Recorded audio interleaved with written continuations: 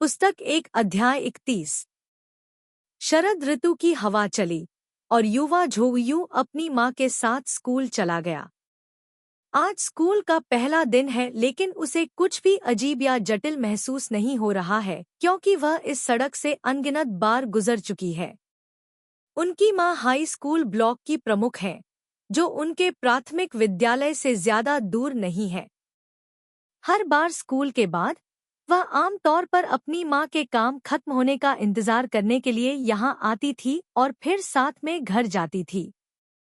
उसकी माँ उसे स्कूल की इमारत में ले गई और उससे कहा, यहाँ मेरा इंतजार करो, मैं पहले तुम्हारे होमरूम टीचर को बताऊंगी। चू वान ने आज्ञाकारी ढंग से सिर हिलाया। थोड़ी देर बाद वह ऊबकर इधर उधर देख रही थी। तभी एक आकृति प्रकट हुई। यह एक लड़की थी जो इमारत के सामने फूलों की क्यारी के पास सिर झुकाए खड़ी थी। कुछ देर बाद उसे लगा जैसे उसे कुछ पता चल गया है और वह पीछे मुड़ी। चू वैन ने जल्दी से दूसरी ओर देखा। काफी देर की चुप्पी के बाद उसने फिर से देखा तो लड़की ने फिर से अपना सिर झुका लिया था। फिर वह उसकी ओर देखने लगी। चू वैन शरद ऋतु की हवा से बहुत चक्कर खा रहा था। जब अन्य छात्र आ जा रहे थे, केवल वे दोनों ही भवन के दरवाजे के सामने चुपचाप खड़े थे, मानो समय बिताने के लिए कोई खेल खेल रहे हों।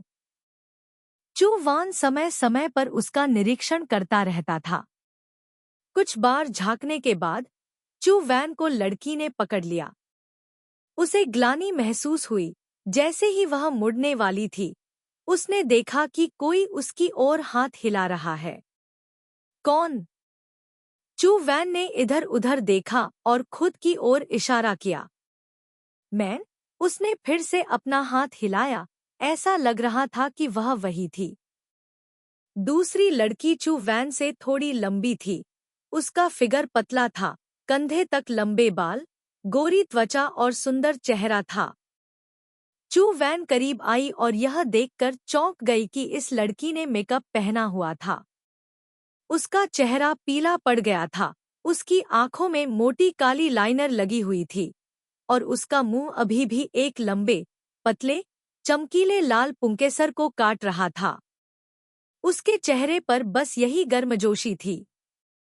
चू वैन ने चलना बंद कर दिया। यह पहली बार था जब उसने 7वीं कक्षा की एक नई छात्रा को इस तरह का मेकअप करते देखा, जो उसे पहले जो सिखाया गया था उसके बिल्कुल विपरीत था। लड़की ने सहजता से गमले से मुट्ठी भर फूल के पुंकेसर उठाए और उन्हें झोयू को दे दिया। उसने उसे लिया और अपनी हथेली में रख लिया।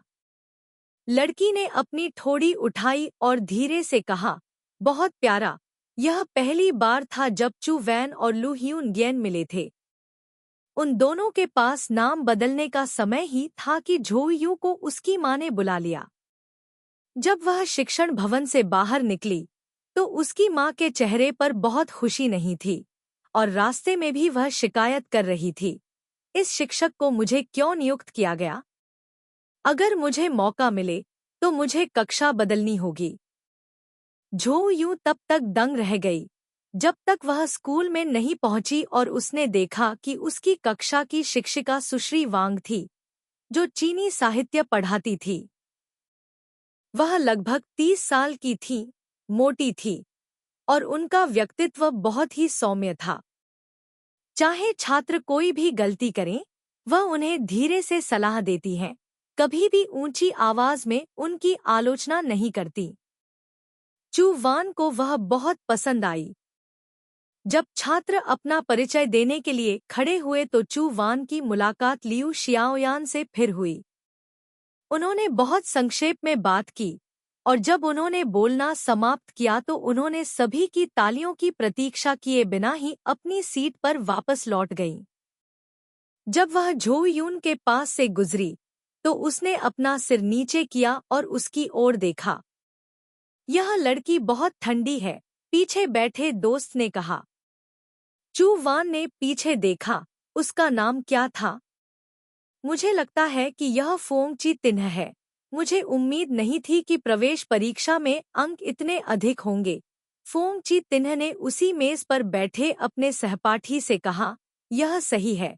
चू वान भी काफी आश्चर्यचकित था। यह शहर का सबसे अच्छा मिडिल और हाई स्कूल है। झोयू की कक्षा एक चुनिंदा कक्षा है, फिर भी वह प्रवेश परीक्षा में तीसरे स्थान पर रही। यह स्वीकार करना होगा कि उसके परिणाम उत्कृष्ट हैं। लेकिन अध्ययन के पूरे पाठ्यक्रम के दौरान लियू शियाओयान ने एक सामान्य अच्छे छात्र के कोई लक्षण नहीं दिखाए। उसने कभी भी अपना हाथ नहीं उठाया, न ही शिक्षक से कोई प्रश्न पूछा। हर दिन वह किताब में दिए गए अभ्यास ही करती थी, किसी और चीज की समीक्षा नहीं करती थी। ऐसा लगता था कि लियू शियाओयान को सिर्फ एक विषय में ही रुचि थी, अंग्रेजी। अंग्रेजी की क्लास के दौरान वह बहुत गंभीर रहती थी। हर बार जब चू वान, जो सफाई करने के लिए ड्यूटी पर था, लियू शियाओयान की डेस्क पर आया और देखा कि उसकी डेस्क की दराज अंग्रेजी किताबों से भरी हुई है। शायद वह विदेश जाने की योजना बना रही थी। लियू शियाओयान के पास एक नोटबुक भी थी, जिसमें वह जब भी खाली समय पाती थी, लिखती थी और फिर उसे अपनी डेस्क की दराज के सबसे गहरे हिस्से में रख देती थी। स्कूल के पहले दिन झो यून और लियू शियाओयान के बीच हुई संक्षिप्त बातचीत को छोड़कर कक्षा में ज्यादातर लोग उससे बात नहीं करते थे। लियू शियाओयान का व्यक्तित्व बहुत ही दृढ़ निश्चयी है। उदाहरण के लिए, उसका मेकअप उसे बाकी सभी से अलग बनाता है। झो यू की मां ने भी इस विशेष छात्र के बारे में सुना। वह लियू शियाओयान के मेकअप से बहुत असंतुष्ट थी और उसने क्लास मॉनिटर से कई बार हस्तक्षेप करने को कहा। लेकिन शुरू से अंत तक मिस वोंग ने केवल लियू शियाओयान को धीरे से याद दिलाया। झो यून ने फिर से लियू शियाओयान से बात करना शुरू कर दिया, वह भी उस फूलों के बिस्तर के बगल में। ब्रेक टाइम था। लियू शियाओयान सीढ़ियों पर सिर झुकाए कुछ लिख रहा था। आस-पास कोई नहीं था। झो यून चुपचाप लियू शियाओयान के पीछे गया। उसने देखा कि नोटबुक पूरी तरह से अंग्रेजी में लिखी हुई थी। लियू शियाओयान की लिखावट बहुत सुंदर और कलात्मक थी।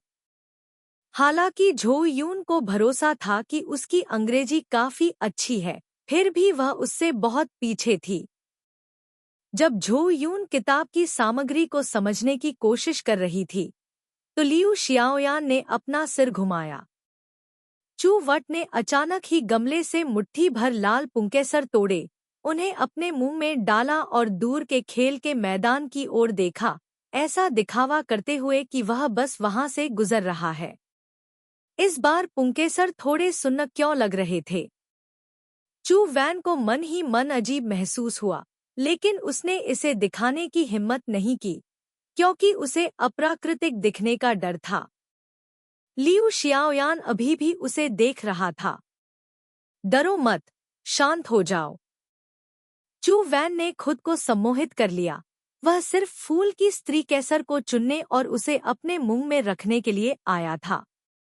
केवल आप ही इसे पकड़ सकते हैं, लियू शियाओयान ने कहा। डॉट क्या?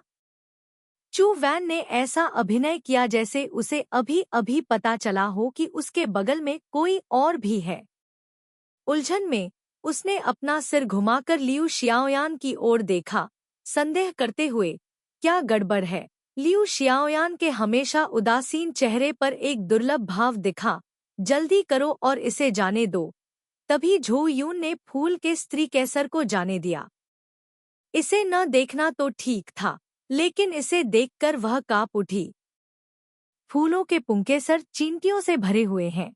इस समय वे घबराकर सभी दिशाओं में भाग रहे हैं। कोई आश्चर्य नहीं कि उसकी जीभ अभी भी सुन्न थी। चू वान ने उसे फेंक दिया। उसका पूरा शरीर कांप रहा था, लगातार जमीन पर थूक रहा था। लियू शियाओयान अपनी हंसी रोक नहीं सका। चू वैन रुक गई। यह पहली बार था जब उसने लियू शियाओयान को इतनी खुशी से मुस्कुराते हुए देखा था। वह दंग रह गई। यह भूल गई कि उसके मुंह में चींटियां थी। खैर, अगर उसने पहले ही इसे खा लिया है तो ऐसा ही हो, यह वैसे भी साफ खाना था। उस दिन से दोनों दोस्त बन गए और तब से चू वान को पता चला कि लियू शियाओयान की नोटबुक का इस्तेमाल केवल बाइबल की नकल करने के लिए किया जाता था। झोउ यून जैसी मिडिल स्कूल में प्रवेश लेने वाली छात्रा के लिए मूल बाइबल वाकई बहुत कठिन थी। उसने इसे बार बार पढ़ा लेकिन फिर भी उसे समझ नहीं आया। क्या तुम इन बातों पर विश्वास करती हो? झोउ यून ने लियू शियाओयान से पूछा। नहीं, सच में। अगर तुम विश्वास नहीं करती तो लिखती क्यों हो? लेकिन ऐसा नहीं है कि तुम विश्वास नहीं करती। झोउ यून उलझन में थी, लेकिन वह पहले से ही एक बात स्पष्ट रूप से जानती थी। वह यह कि लियू शियाओयान ने विदेश जाने के लिए नहीं उपलब्धियों के लिए, बल्कि ईश्वर के लिए अंग्रेजी सीखने की बहुत कोशिश की, जिस पर वह पुष्टि नहीं कर सकती थी कि वह विश्वास करती है या नहीं। झोउ यून लियू शियाओयान के बारे में 120% उत्सुक थी। वह उसकी ओर आकर्षित थी, उसके प्रति अत्यधिक आकर्षित थी। हर दिन झोउ यून लियू शियाओयान को अपने साथ खेलने के लिए आमंत्रित करता था। वे साथ में खाना खाते थे, साथ में पढ़ते थे और सीढ़ियों पर बैठकर साथ में अमृत पीते थे।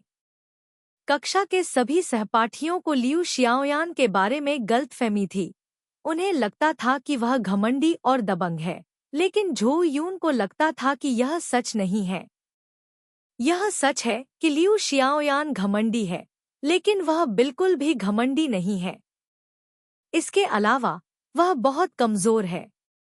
बर्फीली सर्दियों के दिन स्कूल जल्दी ही छुट्टी हो गई। सभी चले गए, केवल झोउ यून कक्षा में अपनी माँ के काम खत्म होने का इंतजार कर रही थी। जब वह खिड़की के बाहर बर्फ के टुकड़ों को ध्यान से देख रही थी, लियू शियाओयान कक्षा में वापस आया और उसके लिए कैंडीड फलों की एक माला खरीद लाया। वे दोनों शांत कमरे में बैठ गए। ठंड के मौसम ने दुनिया को उदास कर दिया।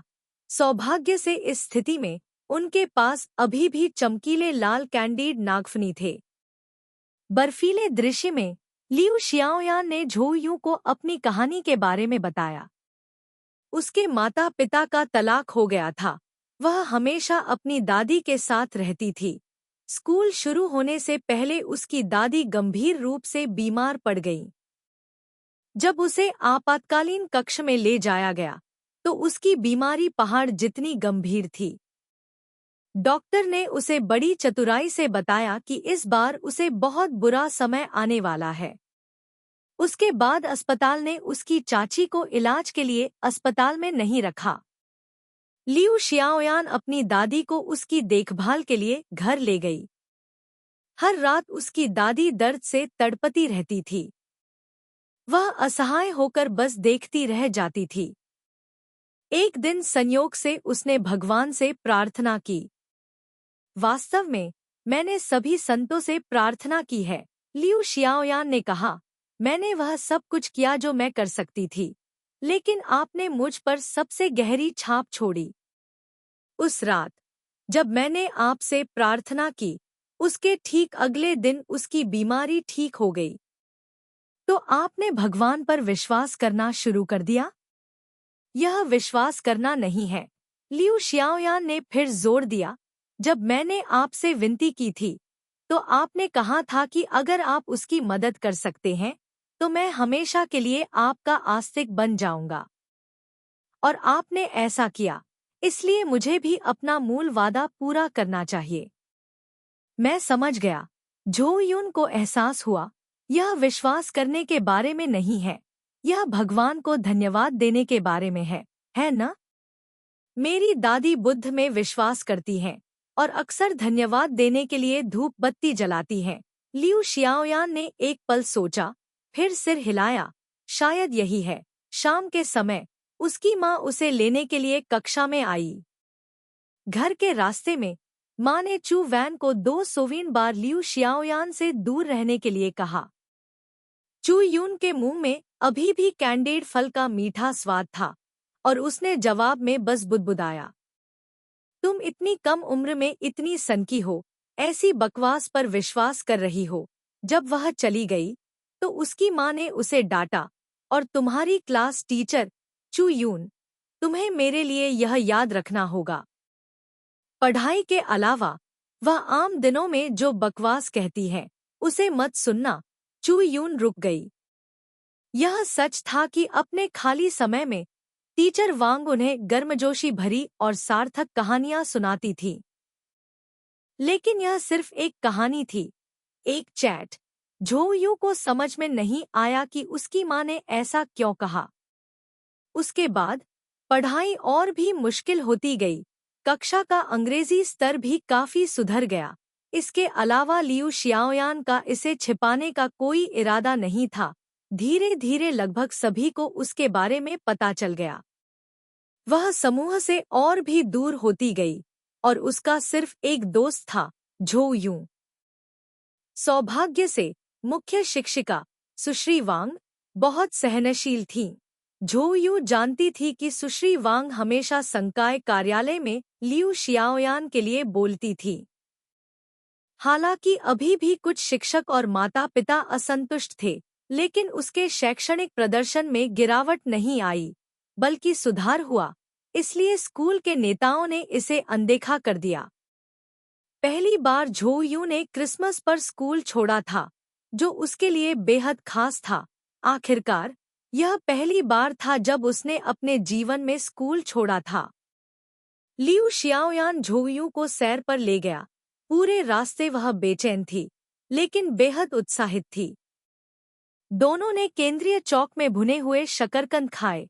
झो यून ने उत्साह से लियू शियाओयान को वह उपहार दिया जो उसने तैयार किया था। आज का दिन बहुत महत्वपूर्ण है न? चू वैन ने धीरे से कहा। मैंने कुछ दस्तावेजों की जांच की है। लियू शियाओयान ने कुछ नहीं कहा। उपहार बॉक्स खोला। चू वैन फिर से घबरा गया। मुझे नहीं पता कि आपको यह पसंद है या नहीं। यह सस्ता है। उसके पास अपने माता पिता से पैसे मांगने का कोई कारण नहीं था। उसने बस अपनी जेब से पैसे बचाकर रखे थे ताकि वह उसके लिए यह उपहार खरीद सके। लियू शियाओयान ने मुड़कर उसके बाल उठाए और कहा, मुझे इसे पहनाने में मदद करो। झो यून ने उसे हार पहनाया। उसकी उंगलियां कांप रही थी, लेकिन यह स्पष्ट रूप से इतना ठंडा नहीं था। लियू शियाओयान की गर्दन सुंदर और सफेद थी। मैंने इसे पहनना बंद कर दिया है, चू वैन फुसफुसाया। लियू शियाओयान ने उसका सिर घुमाया और उसके गाल पर चुमा। चू वैन हिलने की हिम्मत नहीं कर पाई।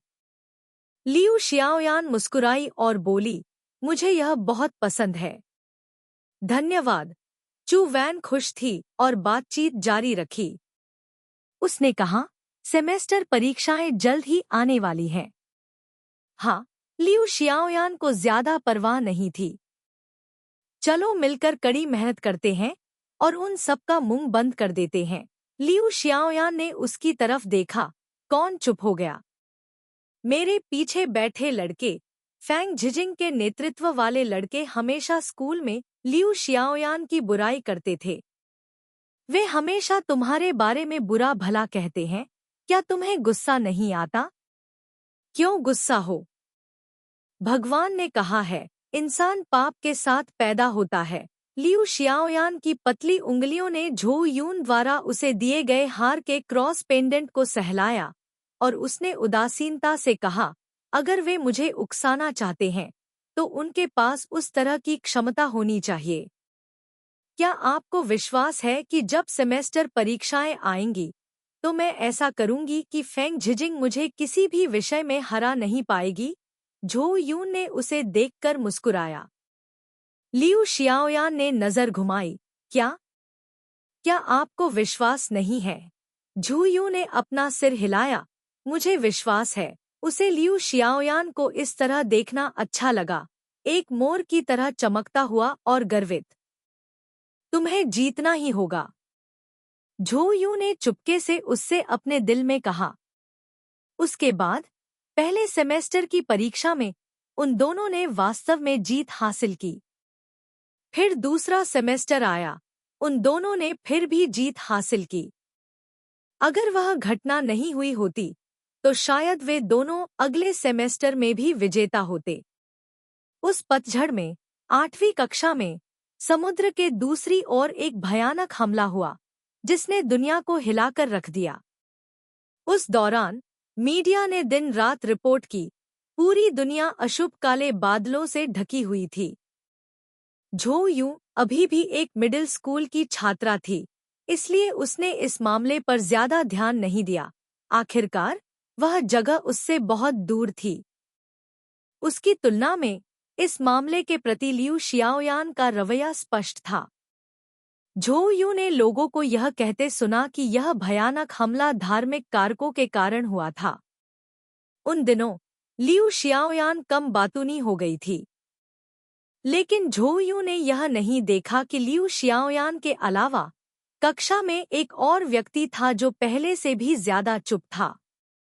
झो यू को अभी भी अच्छी तरह याद है, वह गुरुवार का दिन था। लियू शियाओयान दोपहर की शारीरिक शिक्षा कक्षा में नहीं आई थी। शारीरिक शिक्षा कक्षा के उपाध्यक्ष फेंग झिजिंग उसे बुलाने के लिए कक्षा में वापस आए थे। लियू शियाओयान ने ध्यान देने की जहमत नहीं उठाई, इसलिए वे एक दूसरे से बहस करने लगे। शाम को जब लियू शियाओयान खाना खाकर कक्षा में वापस आई तो उसने देखा कि मेज की दराज में रखी किताबें बिखरी हुई थी। अंदर एक काली वस्तु थी। लियू शियाओयान ने उसे बाहर निकालकर देखा। यह एक काला लबादा था। उसने कांपते हाथों से उसे खोला। नोटबुक फटी हुई थी और लबादे से बाहर गिर गई थी। उसने फोंगची तिन्ह की ओर देखा, उसने भी उसकी ओर देखा। चूंकि तुम भगवान को इतना पसंद करती हो तो उनके साथ मर जाओ। जब तुम मरोगी तो तुम उनसे मिलोगी। उस समय चू वैन को उसकी मां ने परीक्षा सुधार कार्यालय में बुलाया था। जब तक वह लौटी, लियू शियाओ यान ने पहले ही लड़ाई शुरू कर दी थी। अन्य सहपाठियों ने सक्रिय रूप से एक तरफ हटकर मौज मस्ती देखने के लिए जगह बनाई। किसी ने उन्हें रोकने का इरादा नहीं किया, न ही किसी ने मदद करने का इरादा किया। लियू शियाओयान हमेशा से ही ठंडी और घमंडी थी और कक्षा में ऐसे कई लोग थे जो उसे पसंद नहीं करते थे। यह पहली बार था जब उसे इतना गुस्सा आया कि उसने टेबल पर रखी अंग्रेजी डिक्शनरी को पकड़ लिया और फेंग झिजिंग के सिर के पीछे जोर से मारा। लेकिन लियू शियाओयान आखिरकार एक लड़की है, वह उसकी तरह मजबूत नहीं है। उसने लियू शियाओयान को टेबल पर दबा दिया, काले लबादे को पकड़ लिया और उसे ढकने की कोशिश की। इस समय झो यू सुश्री वांग के पीछे पीछे कक्षा में वापस आ गया। प्रधानाध्यापक का चेहरा थका हुआ था। जैसे ही वह कमरे में दाखिल हुई, उसने अराजक दृश्य देखा और तुरंत इसे रोकने के लिए आगे बढ़ी। जब तक सुश्री वोंग ने भीड़ को एक तरफ धकेला, तब तक फोंगची तिन्ह ने अपने लबादे से अपना पूरा चेहरा ढकते हुए लू हियू नग्यन पर कदम रख दिया था।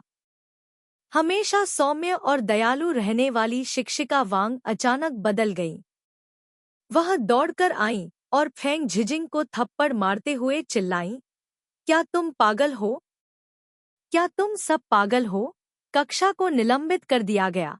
शामिल सभी लोगों को प्रिंसिपल के कार्यालय में बुलाया गया और कक्षा में बचे हुए अन्य सभी लोग उत्साह से चर्चा कर रहे थे। क्या तुम लोग नहीं जानते? शिक्षिका वांग भी उस चीज में विश्वास करती है। वह उन लोगों में विश्वास करती है जिन्होंने विमान का अपहरण किया था। यह सही है। पंथ के दृष्टिकोण से दोनों पक्ष अब प्राणघातक दुश्मन हैं। बहुत रोमांचक है। तुम्हें कैसे पता चला? क्या तुम टीवी नहीं देखते? झो यून ने एक शब्द भी नहीं कहा, बस लियू शियाओयान की खाली सीट को देखता रहा। जमीन पर कुछ पड़ा था। चू वैन ने जाकर देखा कि यह वही हार था जो उसने दिया था। संभवतः लड़ाई के दौरान टूट गया होगा। चू वान ने हार को एक तरफ रख दिया और लियू शियाओयान के लौटने का इंतजार करने और उसे पहनाने का इरादा किया। लेकिन लियू शियाओयान कभी वापस नहीं लौटी और फिर कभी स्कूल नहीं आई। चू वैन को अपनी माँ से पता चला कि उसने स्कूल बदल लिया है। उसी समय सुश्री वांग ने झोयू की कक्षा को पढ़ाना भी बंद कर दिया। स्कूल ने एक और शिक्षक को बदल दिया था जो बहुत सख्त था। झोयू ने कभी लियू शियाओयान की तलाश नहीं की थी, क्योंकि घटना की शाम को स्कूल के बाद घर के रास्ते में उसने फेंग झिजिंग को अपनी माँ को एक काला प्लास्टिक बैग लौटाते देखा था। उस समय झोयू अभी भी भोली थी। कुछ चीजें थीं जो वह केवल अस्पष्ट रूप से समझती थी, लेकिन उसे एक एहसास था, इस जीवन में वह उस दोस्त को कभी नहीं देख पाएगी जिसने उसके साथ लाल अमृत साझा किया था। अरे अरे अरे! झोयू को जोर से चिल्लाने से होश आ गया। उसने अपना सिर घुमाया और शीर्ष छात्र ली का अधीर चेहरा देखा, जो अपने हाथ में अभी अभी प्राप्त प्रमाण पत्र पकड़े हुए था। तुम क्या सोच रहे हो? इतने लंबे समय तक तुम्हें पुकारने के बाद भी तुमने मेरी बात नहीं सुनी। झो यून ने आगे देखा। फेंग ज़ीजिंग ने भी पुरस्कार प्राप्त किया था, लेकिन अभी तक नहीं गया था। वह संगठन के प्रभारी व्यक्ति के साथ उत्साहपूर्वक बातचीत कर रही थी। ली शुन अपनी कुर्सी पर पीछे झुक गया और राहत के साथ बोला, आखिरकार यह हो गया। मैं थोड़ी देर बाद सफाई करने के लिए अपने कमरे में वापस जाऊंगा। मैं तुम्हें आज रात बाहर ले जाऊंगा। झो यून ने न सुनने का नाटक किया। जैसे ही ली शुन ने बोलना समाप्त किया, उसने उसे दूर धकेल दिया। वह ली शुन के पास झुकी और गाओ जियानहोंग को दूसरी तरफ खींच लिया। क्या तुम अभी भी भाग लेने जा रहे हो? गाओ जियानहोंग को समझ में नहीं आया कि क्या हो रहा था। क्या? मध्य वर्ष की प्रतियोगिता। चू यून ने गाओ जियानहोंग को घूरते हुए कहा, तुमने पहले कहा था कि तुम प्रतियोगिता में भाग लेना चाहते हो, है न? क्या तुम अब भी चाहते हो? गाओ जियानहोंग को आखिरकार समझ में आ गया। हाँ, मैं चाहता हूँ। लेकिन क्या तुमने नहीं कहा? मैंने अपना विचार बदल दिया है। चू यून ने उसकी बाह कसकर पकड़ ली। चलो एक टीम बनाते हैं और आधे साल में परीक्षा देते हैं। ठीक है। गाओ जियानहोंग की आंखें चमक उठीं। ठीक है। तभी ऊब चुके वैलेडिक्टोरियन ली ने प्रतिक्रिया दी। उसने शांति से चू वैन को देखा, जो अपना आधा शरीर उसकी जांघ पर झुकाए खड़ी थी, और अशुभ आवाज में कहा, तुमने क्या कहा? खंड 1 अध्याय 32। इस खबर के बारे में कि झो यूं और गाओ जियानहोंग प्रतियोगिता में भाग लेने का इरादा रखते हैं, ली जून ने कोई दिलचस्पी नहीं दिखाई। गाओ जियानहांग की यह बात सुनकर ली तुआन ने मूल रूप से सभी को इस यात्रा पर ले जाने की योजना बनाई थी। उन्हें पुरस्कार समारोह में बिल्कुल भी रुचि नहीं थी। वे तो बस इस यात्रा को एक यात्रा ही मानते थे, स्टाफ के साथ सुविधाजनक व्यवहार करते थे। लेकिन अब कैफेटेरिया में झो यून, वह कहाँ है? गाओ जियानहोंग, वह बाहर गया था। झो यून, वह कहाँ गया? गाओ जियानहोंग, वह समारोह के तुरंत बाद चला गया। वह खेलने के लिए बाहर गया होगा। झो यून ने मुंह बनाया, खाने की ट्रे पकड़ी और गाओ जियानहोंग के बगल में बैठ गया। तुमने अचानक अपना मन क्यों बदल लिया? गाओ जियानहोंग ने पूछा। झो यून ने जवाब दिया, कुछ नहीं, मैं बस भाग लेना चाहता था। गाओ जियानहोंग ने कहा, यदि आप भाग लेते हैं तो आपको पुरस्कार जीतने की कोशिश करनी होगी।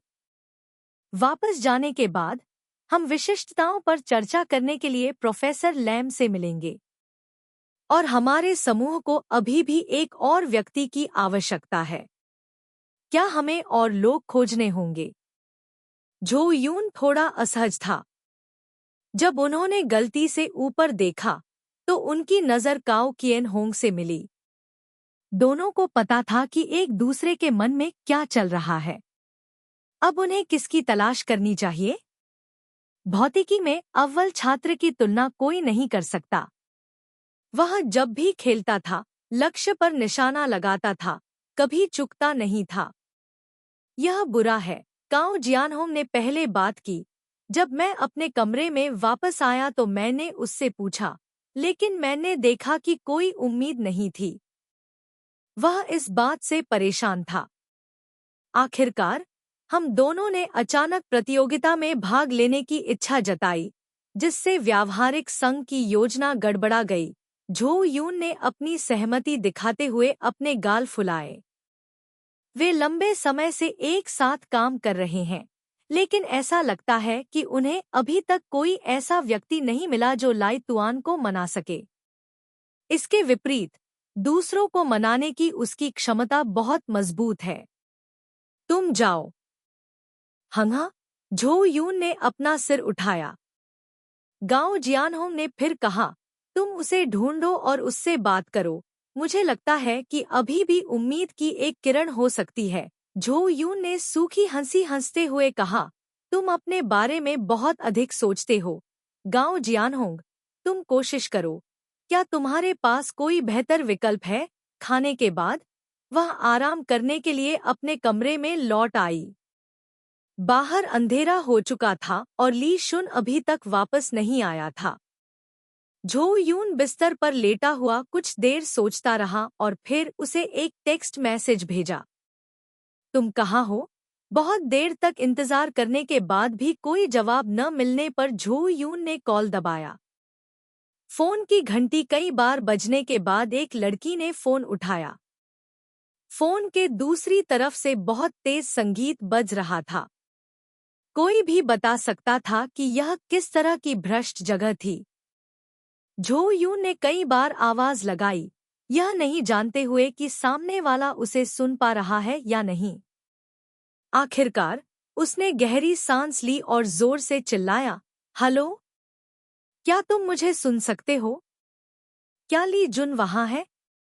वह पीले बालों वाला जानवर। दूसरी लड़की चौंक गई और झो यून माफी मांगता रहा। फोन के दूसरी तरफ से सरसराहट की आवाज आई।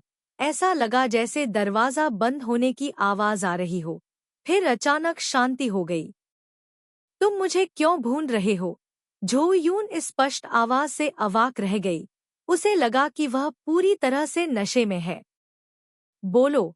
उसकी महिला अंतर्ज्ञान ने उसे बताया कि अगर उसने अभी फोन करने का कारण बताया तो उसे निश्चित रूप से साफ मना कर दिया जाएगा। ओह, प्रोफेसर ने मुझे तुमसे जल्दी वापस आने के लिए कहा था। मुझे कल भी काम है। समझ गया। फोन कट गया। झो यून ने अपनी आंखें सिकोड़ ली और जल्दी से सोचने लगी। हम अंततः विदाई भाषण देने वाले ली को कैसे खुश कर सकते हैं और उन्हें समूह में कैसे शामिल कर सकते हैं। आधी रात को उसका सेल फोन वाइब्रेट हुआ। गाओ जियानहोंग ने उसे मैसेज किया कि ली शुन वापस आ गया है। मैं थोड़ी देर के लिए अपने सीनियर के कमरे में जाऊंगा। उसे मनाओ। झो यून ने अपना सेल फोन नीचे रखा और 5 मिनट के लिए स्ट्रेच करने के लिए बाथरूम में चली गई। उसके बाद उसने खुद को मानसिक रूप से तैयार किया और चल पड़ी। ली शुन अपनी मंजिल पर थी। आज पूरा भवन समारोह में भाग लेने वाले देश भर के छात्रों से भरा हुआ था। रात काफी हो चुकी थी लेकिन दालान में अभी भी बातचीत की हल्की आवाज आ रही थी। आईटी विभाग वास्तव में रात के उल्लुओं के लिए एक आकर्षण का केंद्र है। झो यून ली शुन के कमरे में चला गया, एक गहरी सांस ली और दरवाजा खटखटाया। कौन है? ली शुन, यह मैं हूँ। एक पल के बाद ली शुन ने दरवाजा खोला। क्या बात है? झो यून ने अपने हाथ में चीज पकड़ी। क्या तुमने अभी बहुत पी ली है? यह दही है जो मैंने अभी खरीदा है। मैंने शराब नहीं पी है। कोई बात नहीं। झो यून ने इसे बदल दिया और बाहर निकाल दिया। देर रात नाश्ता करना है? इस रेस्तरां में खाना स्वादिष्ट है। मैंने पहले ही खा लिया है। कोई बात नहीं। चू वैन ने टोकरी से एक और बैग निकाला। क्या तुम्हारे पास बदलने के लिए पर्याप्त कपड़े हैं? ली शुन एक पल के लिए चुप रहा, फिर इशारे से बोला, मुझे वह टोकरी दे दो। चू वैन ने आज्ञाकारी ढंग से उसकी बात सुनी, टोकरी उसे थमा दी, और कुछ कहने ही वाला था कि ली शुन ने कहा, ठीक है, अब तुम अपने कमरे में वापस जा सकते हो। दरवाजा जोर से बंद हो गया। चू वैन खुश भी थी और नाराज भी। उसने अभी अभी वह बैग खरीदा था। पुरानी कहावत है, पैसा खो दिया और कुछ नहीं मिला, बिल्कुल यही स्थिति है। अगले दिन आयोजन समिति द्वारा प्रोफेसरों को एक बैठक में आमंत्रित किया गया और स्कूल के छात्रों ने दोपहर में आयोजित समारोह में भाग लेने वाले छात्रों के साथ आदान प्रदान भी किया। जाहिर है, ली शुन ने भाग लेने की जहमत नहीं उठाई। इस आदान प्रदान की मेजबानी करने वाले तीसरे वर्ष के वरिष्ठ छात्र बहुत अच्छी तरह से तैयार थे। सबसे पहले उन्होंने सभी पुरस्कार विजेता कार्यक्रमों को मल्टीमीडिया लैब में कंप्यूटर पर कॉपी किया और यहाँ तक कि उन छात्रों के लिए एक खोज सूची भी बनाई जो आदान प्रदान और प्रयोग करने आए थे। चू वान ने किसी की ओर नहीं देखा, बस फोंग ची तिन्ह का कार्यक्रम देखा। उन्होंने ऐसा सॉफ्टवेयर बनाया जो स्क्रीन पर होने वाले परिवर्तनों के आधार पर छवियों को कैप्चर करने और संग्रहित करने की सुविधा देता है। कंप्यूटर पर मुख्य कमांड नहीं दिखाई दे रहा है। चू वैन केवल संचालन, प्रवीणता और प्रवाह पर भरोसा कर सकते हैं ताकि कमांड की गुणवत्ता का न्याय किया जा सके। यह कहा जाना चाहिए कि पहले और दूसरे स्थान के बीच अभी भी थोड़ा अंतर है। चू वान का दिल राहत महसूस कर रहा था। कल्पना कीजिए कि आधिकारिक मध्य वर्षीय प्रतियोगिता इस अंतर को और भी अधिक बढ़ा देगी। ओह लाई तुआन। चू वान को फिर से सोचते हुए सिरदर्द होने लगा। कुछ ही देर बाद किसी ने पीछे से झो यून को थपथपाया। उसने पलटकर देखा तो एक खूबसूरत लड़की दिखी। उसने प्यार से मुस्कुराते हुए झो यून से कहा, नमस्ते, आप कौन हैं? चू वान ने विनम्रता से सिर हिलाया, नमस्ते, मैं तू लेना हूँ, इस स्कूल का छात्र हूँ। वह काफी खुले विचारों वाली थी। मैंने आपके समूह का प्रोजेक्ट देखा, यह वाकई बहुत बढ़िया था, प्रथम स्थान जीतने के योग्य, बिल्कुल सही, झो यून। धन्यवाद। जैसे ही लीना पास आई, झो यून को हल्की सी फलों की खुशबू आई। मैं भी आप लोगों की तरह एक फ्रेशमैन हूँ, उसने धीमी आवाज में कहा। यहाँ बहुत कम नए छात्र हैं, हम में से सिर्फ कुछ ही दुर्लभ प्राणी हैं। वास्तव में बहुत कम है। आदान प्रदान काफी देर तक चला और जब यह समाप्त हुआ तो जू लेना ने झो यूं और गाओ जियान होंग को निमंत्रण भेजा।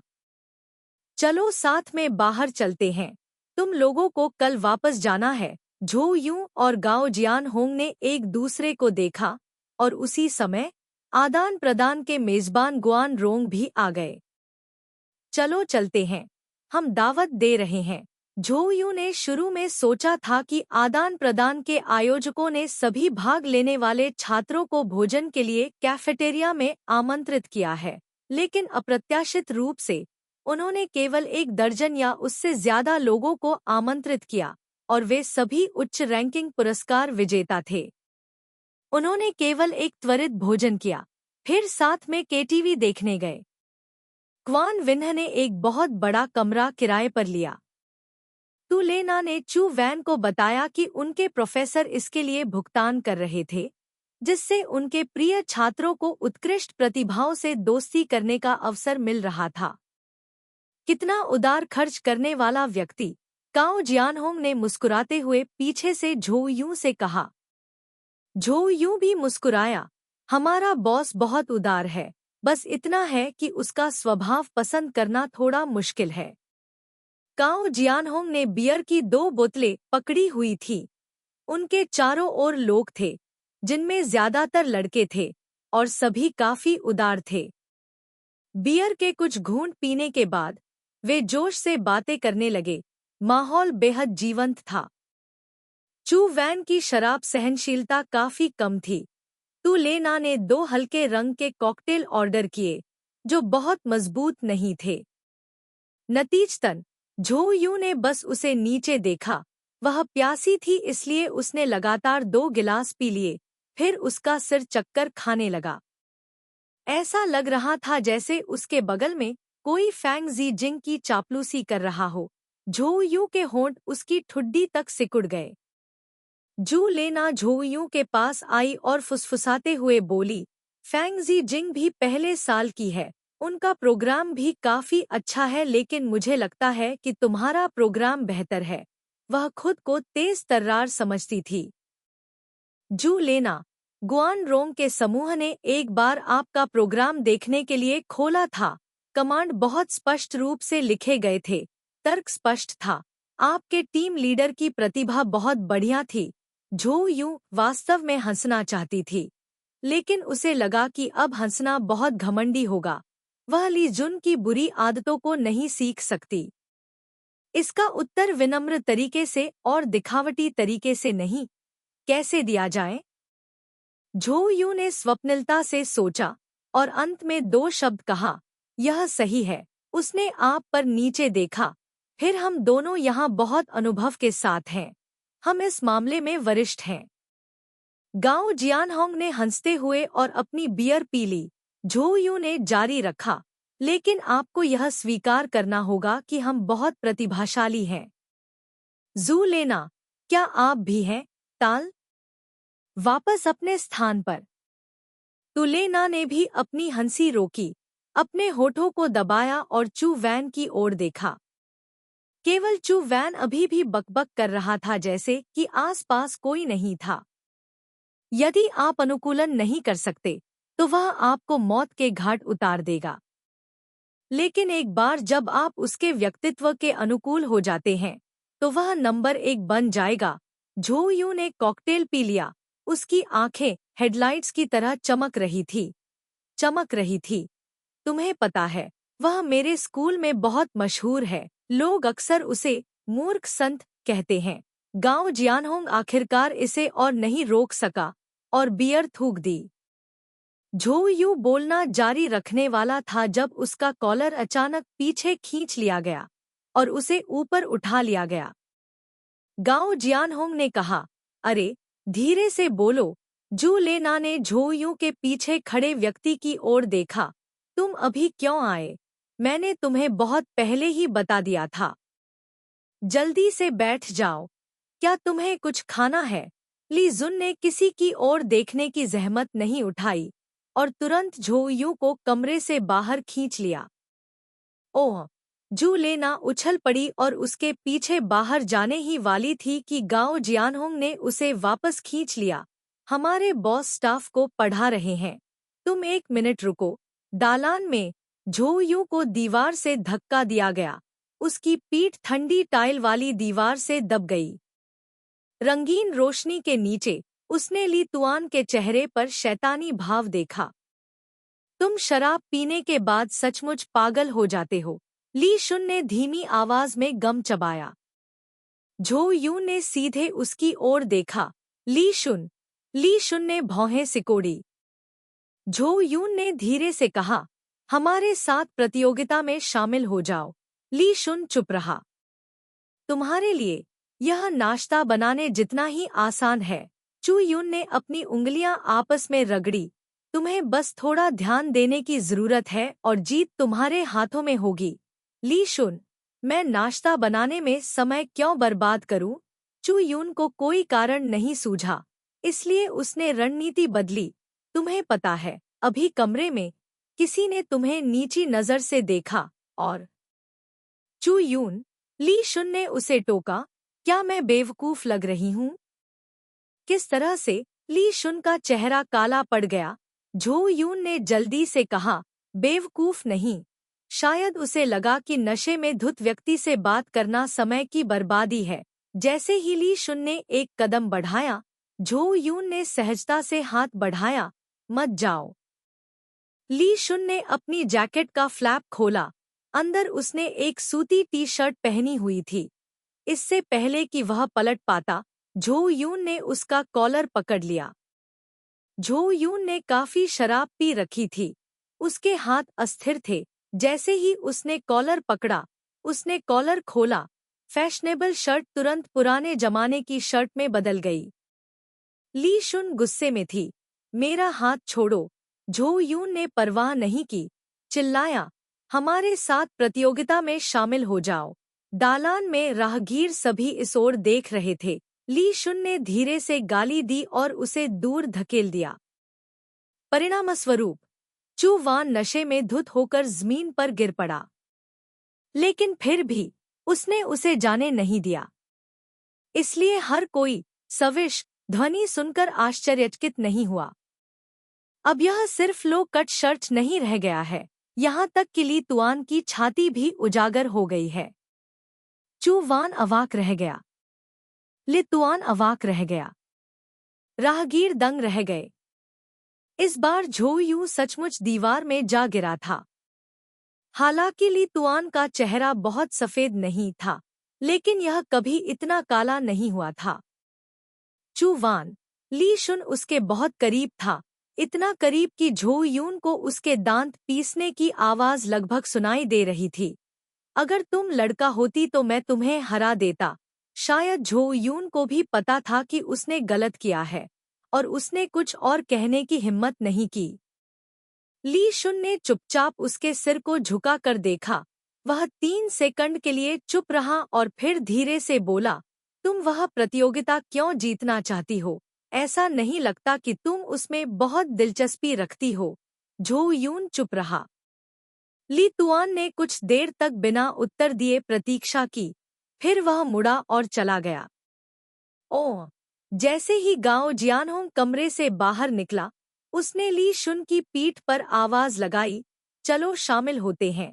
ली शुन ने पलटकर नहीं देखा, बस उसे सबसे सरल उत्तर दिया, नहीं। खंड 1 अध्याय 33। ली जुन को समूह में शामिल करने का प्रयास विफल हो गया। चू वान को इस बात पर बिल्कुल भी आश्चर्य नहीं हुआ। उसने कहा था कि उसने कभी किसी को लाई तुआन को मनाते नहीं देखा था। लेकिन यह वास्तव में थोड़ा असहज है। चू वैन का गुस्सा उसके दिल में अटका हुआ लग रहा था। वह जानती थी कि वह ली तुआन को दोष नहीं दे सकती, क्योंकि स्कूल के पहले दिन से ही जब वह अपना परिचय देने के लिए खड़ा होता था, तो वह सभी को बता देता था कि वह किस तरह का व्यक्ति है। लेकिन चू वैन को नहीं पता था कि वह इतनी जिद्दी क्यों थी। बस उसके दिल में गुस्सा था जो बाहर नहीं निकल पा रहा था। उसने अपना सिर तकिए में दबा लिया और दांत पीसते हुए तकिए को कुतरने लगी। क्या तुम ठीक हो?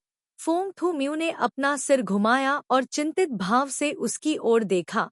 जब से तुम राजधानी से वापस आई हो, तुम ऐसा व्यवहार कर रही हो जैसे कि तुम पर भूत सवार हो। क्या हुआ? कुछ नहीं।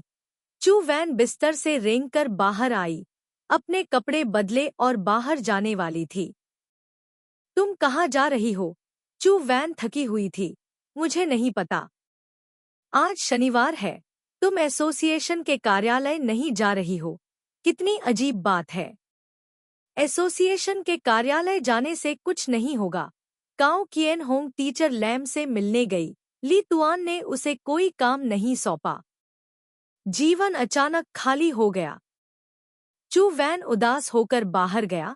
जैसे ही उसने दरवाजा खोला, उसने देखा कि न्हामदीच उसकी ओर आ रहा है।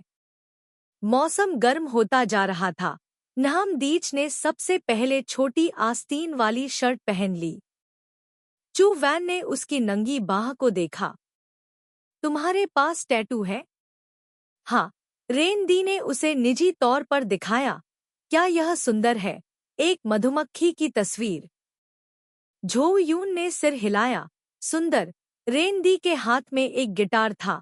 शायद वह स्टूडियो से लौटा था। उसे चू वैन अजीब लगी। तुम्हारी आत्मा पेड़ की टहनी पर उल्टी लटकी हुई है। नहीं, तुम वापस क्यों आई हो? मैं कुछ कपड़े लेने वापस जा रही हूँ। चू वैन ने सिर हिलाया। जैसे ही वह जाने वाली थी, नाहम डिच ने उसे वापस बुलाया। अरे, मेरा इंतजार करो, चलो कुछ ड्रिंक्स लेते हैं।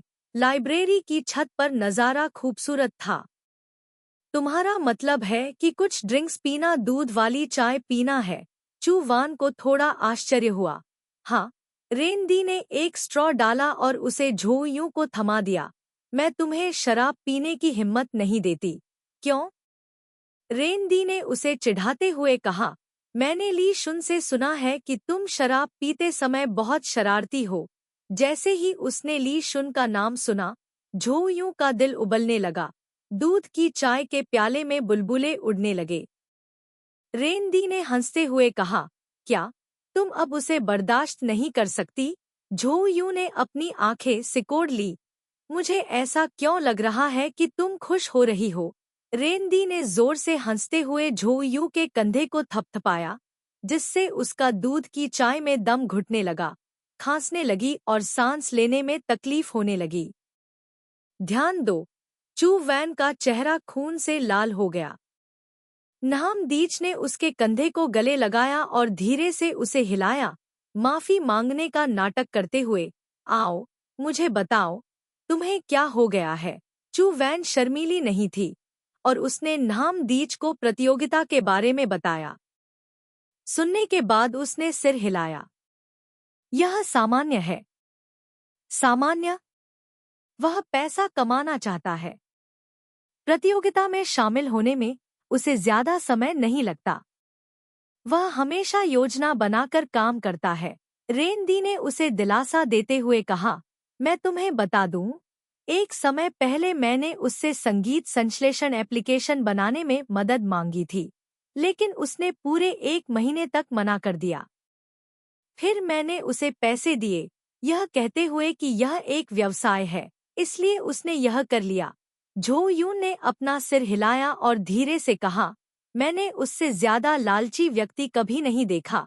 रेनदी ने एक पल के लिए रुककर कहा, ऐसा लगता है कि वह पैसे बचा रहा है। वह अभी भी एक छात्र है, उसे पैसे बचाने की इतनी जल्दी क्यों है? वह निश्चित रूप से अपनी खुद की कंपनी खोलना चाहता है। वह ऐसा व्यक्ति नहीं है जो दूसरों पर आसानी से भरोसा करता है। वह निश्चित रूप से दूसरों को शेयरों में निवेश नहीं करने देगा और खुद निवेश करना चाहता है। इसके अलावा रेनडिंग एक पल के लिए झिझकी। एक समय था जब वह एक बैंड का प्रदर्शन देखने गया था। उस दिन उसका मूड ठीक नहीं था। उसने बहुत शराब पी ली थी। नशे में होने के कारण उसने कहा कि उस पर अभी भी कर्ज है। झो यून ने लगभग अपनी जीभ काट ली। क्या? कंपनी खोलना समझ में आता है, कर्ज लेना यह क्या बकवास है? क्या आप अपनी आवाज कम रख सकते हैं? रेनडी ने उसे घूर कर देखा। मैंने भी ठीक से नहीं सुना, उसने बस यूं ही कह दिया। झो यूं सच में चौंक गया। कर्ज? कौन याद कर रहा है? ली तुआन के भोलेपन से दुनिया में प्रवेश करने के बारे में सोचते हुए चू वान को हल्का सिरदर्द हुआ। गलत अनुमान मत लगाओ, यह शायद कोई बड़ी बात नहीं है। उसके पास इसे हल करने का अपना तरीका है। नहम दीन ने उसे याद दिलाया। याद रखना कि किसी को मत बताना, ली तुआन मुझे मार डालेगा। चू वैन ने अपने हाथ आसमान की ओर उठाए और कसम खाई, मैं मर जाने पर भी किसी को नहीं बताऊंगी। दोपहर में चू वैन आज्ञाकारी रूप से एसोसिएशन के कार्यालय चली गई। बिना कुछ किए वह एक किताब पढ़ती हुई बैठी रही। कमरा बहुत शांत था। केवल खिड़की के बाहर बांस के जंगल की हवा में सरसराहट की आवाज सुनी जा सकती थी। काओ जियानहोंग प्रोफेसर लिन के साथ चर्चा करने गया था और अभी तक वापस नहीं आया था। झो यूं अपनी सीट पर बैठा था। उसकी आंखों के कोने चुपके से पीले फर वाले जानवर को देख रहे थे जो उसके बगल में घोंसला बनाकर प्रोग्रामिंग कर रहा था। यह आदमी सज्जन किस्म का नहीं था। चू वान ने विचलित होकर सोचा, ली तुआन साहसी और लापरवाह था। शायद उसने वास्तव में कुछ ज्यादा ही कर दिया था। लेकिन उसके विचार बदल गए। वह लंबे समय तक बॉस ली का अधीनस्थ था। हालांकि उसका व्यक्तित्व अनियंत्रित था, वह हमेशा काम में थी। इस बात को संभालते हुए कि वह उस बिंदु पर है। हो यू ने उसे कप सौंप दिया। लंबे समय बाद गांव जियानहोंग लौट आया। झो यू को चर्चा के परिणामों की रिपोर्ट करते हुए प्रोफेसर लिन ने कई दिशाओं का प्रस्ताव किया। अवैध घुसपैठ के हमलों का पता लगाया जो जानबूझकर पहुंच व्यवहार को पहचानते हुए और स्कूल के स्थानीय नेटवर्क के लिए एक फायरवॉल को डिजाइन कर रहे थे। आखिरकार हम एक ही मेज पर बैठे थे।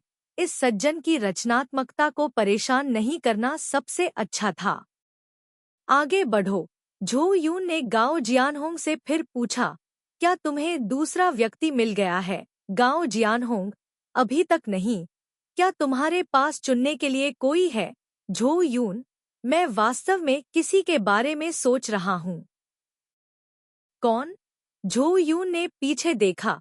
गाओ जियानहोंग ने अपना सिर घुमाया। वो मिंगक सिंह। उसके बगल में ली टॉक वांग ने तिरस्कार में व्यंग्य किया। झो यून अवाक रह गया। उसने ली शुन के अस्तित्व को भूलने की कोशिश की और गाओ जियानहोंग से कहा, हाँ, उसका बैकग्राउंड ज्ञान बहुत ठोस है।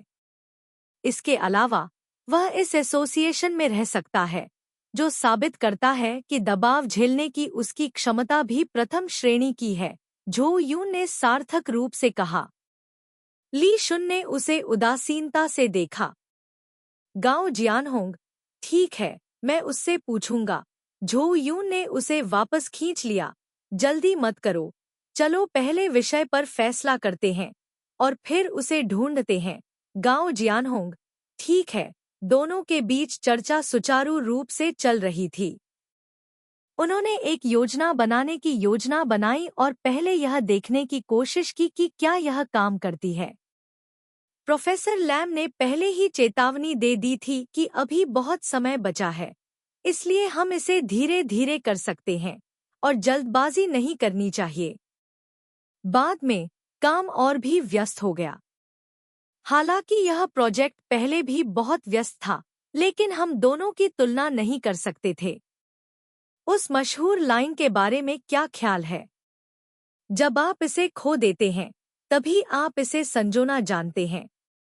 जब कोई विदाई भाषण देने वाला ली नहीं होता, तभी आप जानते हैं, लानत है, वह कितना अच्छा है। एस झो यून ने गहरी सांस ली, बालकनी में झुकी, सिगरेट पी और नज़ारे का आनंद लिया। उसकी माँ ने पुकारा, झो यून, तुम हाल फिलहाल कैसी हो? बहुत बढ़िया।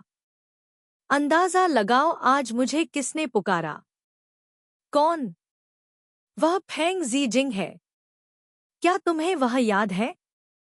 उसने कहा कि वह तुमसे कुछ समय पहले मिला था और कहा था कि तुम दोनों किसी तरह की सूचना सुरक्षा प्रतियोगिता में साथ में भाग लोगे। ओह, जब से उसने हाई स्कूल से स्नातक किया है, तब से हमारा संपर्क लगभग टूट चुका है, लेकिन वह अब भी विनम्र है। वह हमेशा अपनी माँ के साथ संबंध बनाने के लिए हर अवसर का फायदा उठाता था। मैंने तुम्हारे भाई वू जियान से पूछा। उसने कहा कि कॉलेज में इन प्रतियोगिताओं में भाग लेना भविष्य में विदेश में अध्ययन करने के लिए बहुत मददगार होगा। तुम्हें ज्यादा ध्यान देना होगा। फेंग ज़ीजिंग, उसने अपनी माँ के सामने भी शेखी बघारी कि वह निश्चित रूप से मुझसे जीत जाएगा। चू वान ने अपनी ठोड़ी ऊपर उठाई और उदासीनता से कहा, यह इस बात पर निर्भर करता है कि उसमें योग्यता है या नहीं। ओह, तुमने अभी थोड़ी सी ही सफलता हासिल की है और तुम पहले से ही घमंडी होने लगे हो। उसकी माँ अच्छे मूड में थी। कुछ देर तक बातें करती रही। उसे अपनी सेहत का ख्याल रखने को कहा और फिर फोन काट दिया। चू वैन ने अपना सेल फोन रख दिया, पीछे मुड़ी और नीचे टिमटिमाती आग को देखा। उसके पास यह क्षमता होनी चाहिए। धुआं बाहर निकला और शून्य में गायब हो गया। चू वैन ने हाथ बढ़ाया और रात के आसमान की ओर फुसफुसाया, ठीक है, क्यू नघियन। सिगरेट बुझाते हुए चू वैन जाने ही वाला था कि तभी उसका ध्यान पास से गुजरती किसी चीज की ओर गया। वह रेलिंग पर वापस लौटी और स्कूल से बाहर जाने वाले छोटे रास्ते को देखने लगी। यह ली तुआन के अलावा और कौन हो सकता है? ऐसा बहुत कम होता है कि आप कार्यालय बंद होने के समय तक कार्यालय में न रहें और आधे समय में ही बाहर चले जाएं। वह जंगल के किनारे एक छोटी सी पगडंडी पर एक लड़की के साथ खड़ा था। उसे नहीं पता था कि वे क्या कर रहे हैं। क्या फिर से कोई नई गर्लफ्रेंड है? हम्फ। चू वैन ने चुपके से तिरस्कार में सूंघा, पलटा और इत्मीनान से छात्रावास में चला गया। बालकनी से चू वैन के छात्रावास कक्ष तक की दूरी लगभग 15 मीटर है। वह केवल पहले 5 मीटर ही चली और अगले 10 मीटर तक दौड़ी। उसने बेडरूम का दरवाजा खोला, तुरंत फोंग थू मियू के कंधे को पकड़ा और पूछा, क्या आपके पास दूरबीन है? फोंग थू मियू उलझन में थी। हाँ? दूरबीन? तुम क्या करने जा रही हो? तारों को निहारना। क्या तुम बीमार हो? फोंग थू मियू ने चू वैन को धीरे से थपथपाया। जल्दी करो और नहाकर उठो। चू वैन ने आह भरी, यह जानते हुए कि सामान्य लोगों के पास ऐसा नहीं होगा। वह अपनी सीट पर वापस आ गई और बैठने से पहले ही उसे अचानक कुछ सूझा और वह बाहर भागी। फोंग थू मियू ने उसे पीछे से पुकारा, चू वैन, तुम्हें हाल ही में क्या हुआ है? उसे भी नहीं पता था कि उसे क्या हुआ है। बालकनी में वापस आकर देखा तो ली तुआन अभी भी वहीं खड़ा था।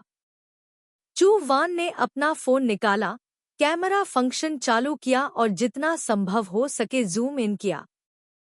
हालांकि यह थोड़ा धुंधला था, फिर भी यह नंगी आंखों से देखने की तुलना में बहुत स्पष्ट था। यह वास्तव में एक लड़की थी, लेकिन ऐसा लग रहा था कि इस बार थोड़ा ज्यादा हो गया। चू वैन को लाई तुआन की कई गर्लफ्रेंड से मिलने का सम्मान मिला।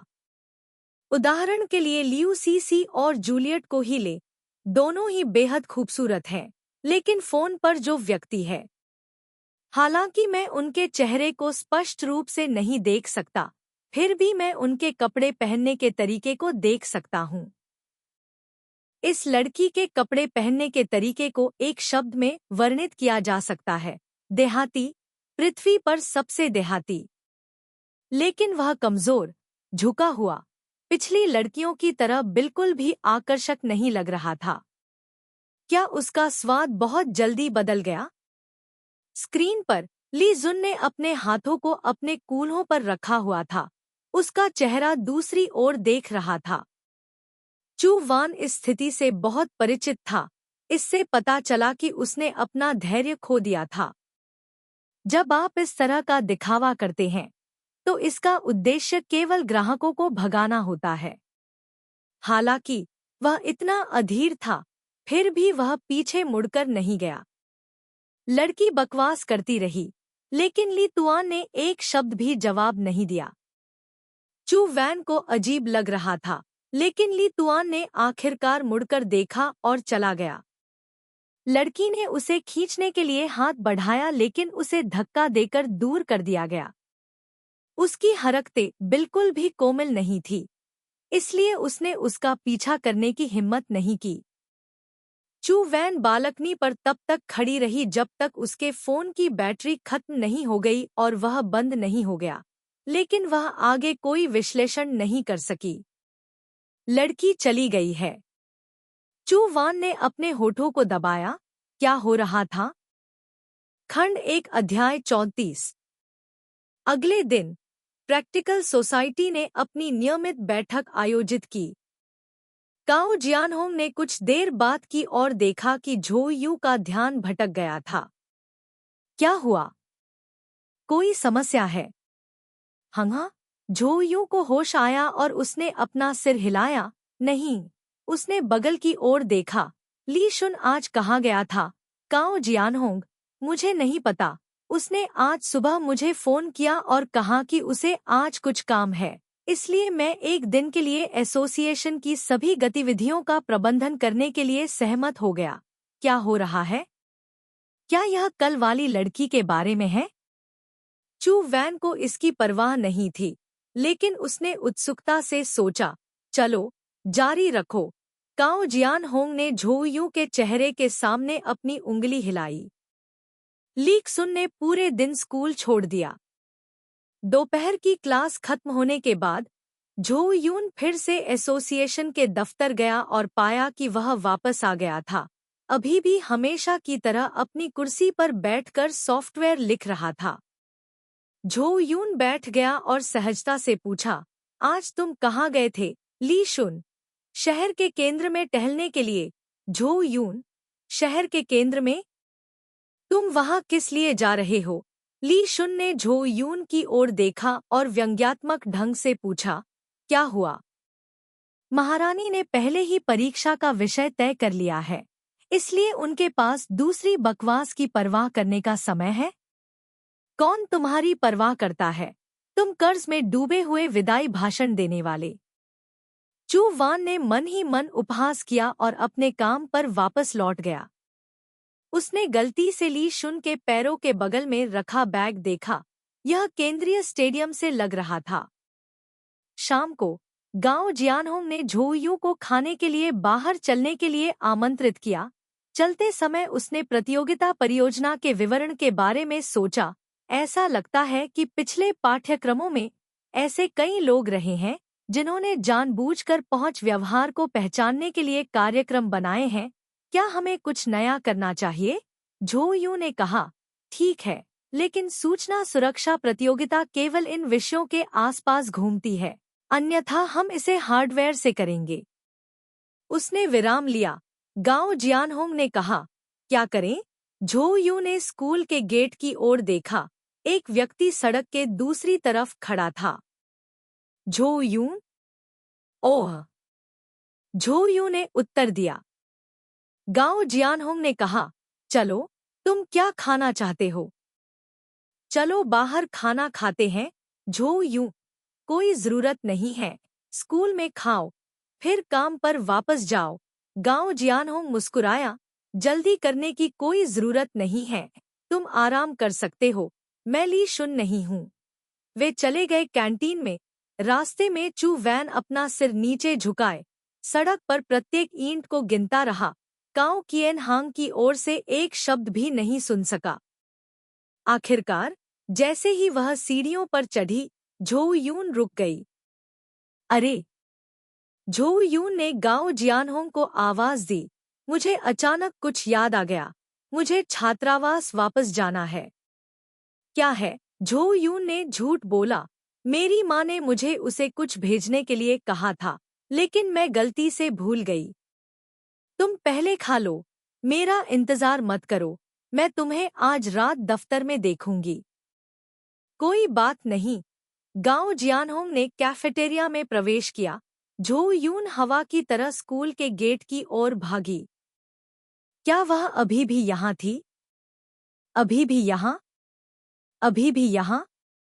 झो यून ने इधर उधर देखा और आखिरकार एक केक की दुकान में उस आकृति को पाया। दरअसल इस दूरी पर किसी व्यक्ति को स्पष्ट रूप से देखना मुश्किल था। झो यून ने उसे मुख्य रूप से उसके बेहद देहाती पहनावे के आधार पर पहचाना। उसने लड़की के पास से गुजरने का नाटक किया और इस अवसर का लाभ उठाते हुए उसे ऊपर से नीचे तक देखा। उसका चेहरा पीला पड़ गया था और उसकी त्वचा बहुत खराब हो गई थी। वह एक बड़ा बैग लेकर जा रही थी। उसके कंधे झुके हुए थे, वह बहुत थकी हुई लग रही थी। चू वैन एक बार उसके पास से गुजरा, फिर मुड़कर वापस चला गया। 3-4 बार प्रयास करने के बाद चू वान रुक गया। अंत में उसने स्कूल के मैदान की ओर देखा, यह सुनिश्चित करते हुए कि लड़की का रास्ता रोकने से पहले ली शुन का कोई निशान नहीं था। आउच! झो यून ने लड़की को पीछे से टक्कर मारी और माफी मांगता रहा, मुझे माफ कर दो, मुझे माफ कर दो। लड़की चौंक गई, लेकिन तुरंत प्रतिक्रिया दी, नहीं, यह ठीक है, झो यून, मुझे माफ कर दो, मैं इतनी सोच में खो गई थी कि मैं सावधान नहीं रही। लड़की ने अपना सिर हिलाया, यह ठीक है। उसकी आवाज स्थानीय लहजे के साथ मोटी थी और वह धीरे से बोल रही थी। उसका रूप पतला था, उसकी अभिव्यक्ति बेहद डरावनी थी। झो यून दोस्ताना दिखाई दिया, चिंता के साथ पूछा, आप दूसरे प्रांत से आई हैं, आप इतना सामान क्यों ले जा रही हैं?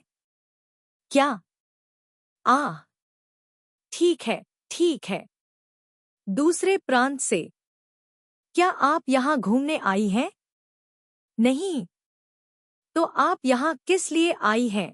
लड़की की प्रतिक्रिया बहुत धीमी थी। हर बार जब झो यून ने कोई सवाल पूछना समाप्त किया, तो उसे जवाब सुनने से पहले कुछ सेकंड इंतजार करना पड़ा।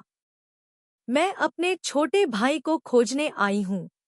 झो वैन ने एक पल के लिए इस वाक्य का विश्लेषण किया, फिर अचानक उसके दिल में विस्फोट हो गया। छोटे भाई? छोटा भाई? तो यह एक छोटा भाई है। यह सुनकर चू वान ने फिर से लड़की को ध्यान से देखा और अचानक पाया कि यह लड़की वास्तव में बहुत लंबी थी। चू वान खुद 1 मीटर 68 लंबा था, लेकिन फिर भी उससे आधा सिर छोटा था। यदि आप ध्यान से देखेंगे तो पाएंगे कि उसका चेहरा सुंदर है।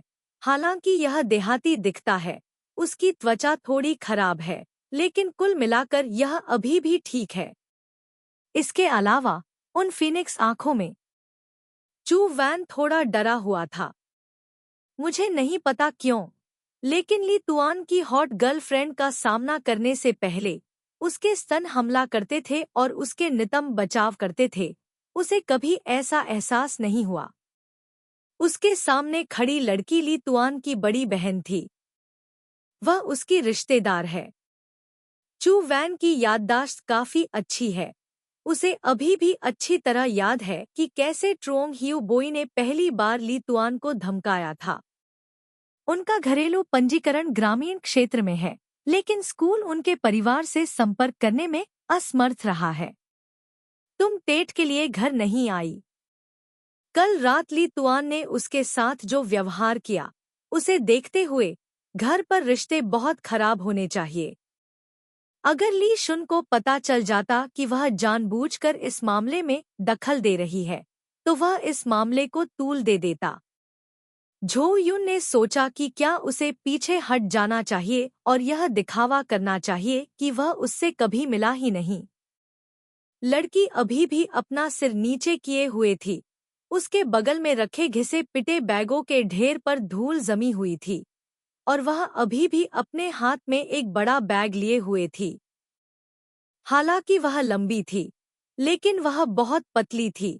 सड़क के किनारे अकेले खड़े रहना काफी मुश्किल लग रहा था। चू वैन थोड़ा हिचकिचाया। आखिरकार यह व्यक्ति उसकी बड़ी बहन थी। उसने बगल में स्थित कॉफी शॉप की ओर इशारा करते हुए पूछा, क्या आप अंदर जाकर थोड़ी देर बैठना चाहेंगे? लड़की ने जल्दी से अपना हाथ हिलाया। कोई जरूरत नहीं है, झो यूं। ऐसा हुआ कि मैं भी एक दोस्त का इंतजार कर रही हूँ। तुम दोनों अंदर जाओ और साथ में इंतजार करो। वास्तव में कोई जरूरत नहीं है। झो यूं ने अपनी सारी चापलूसी करने की कला का इस्तेमाल किया। दुनिया की सबसे कोमल, सबसे ईमानदार मुस्कान दी, और आखिरकार जब उसका चेहरा सख्त हो गया, तो वह लड़की को कॉफी शॉप में जाने के लिए राजी करने में सफल रही। यह यूनिवर्सिटी स्ट्रीट पर स्थित एक उच्च श्रेणी का रेस्तरां है। कर्मचारी अंशकालिक काम करने वाले छात्र हैं। उनकी आंखें तेज हैं। जिस तरह से उसने कपड़े पहने थे और सामान का ढेर देखकर उनके चेहरे नाखुश हैं। हमारे रेस्तरां में सस्ते पेय नहीं मिलते। झो यून ने अपने जीवन में कभी किसी को उससे इस लहजे में बात करते नहीं सुना था।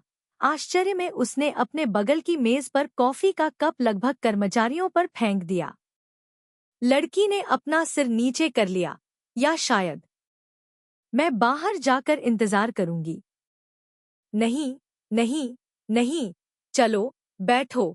झो यून ने लड़की को अपनी सीट पर खींच लिया और 2 कप कॉफी का ऑर्डर दिया।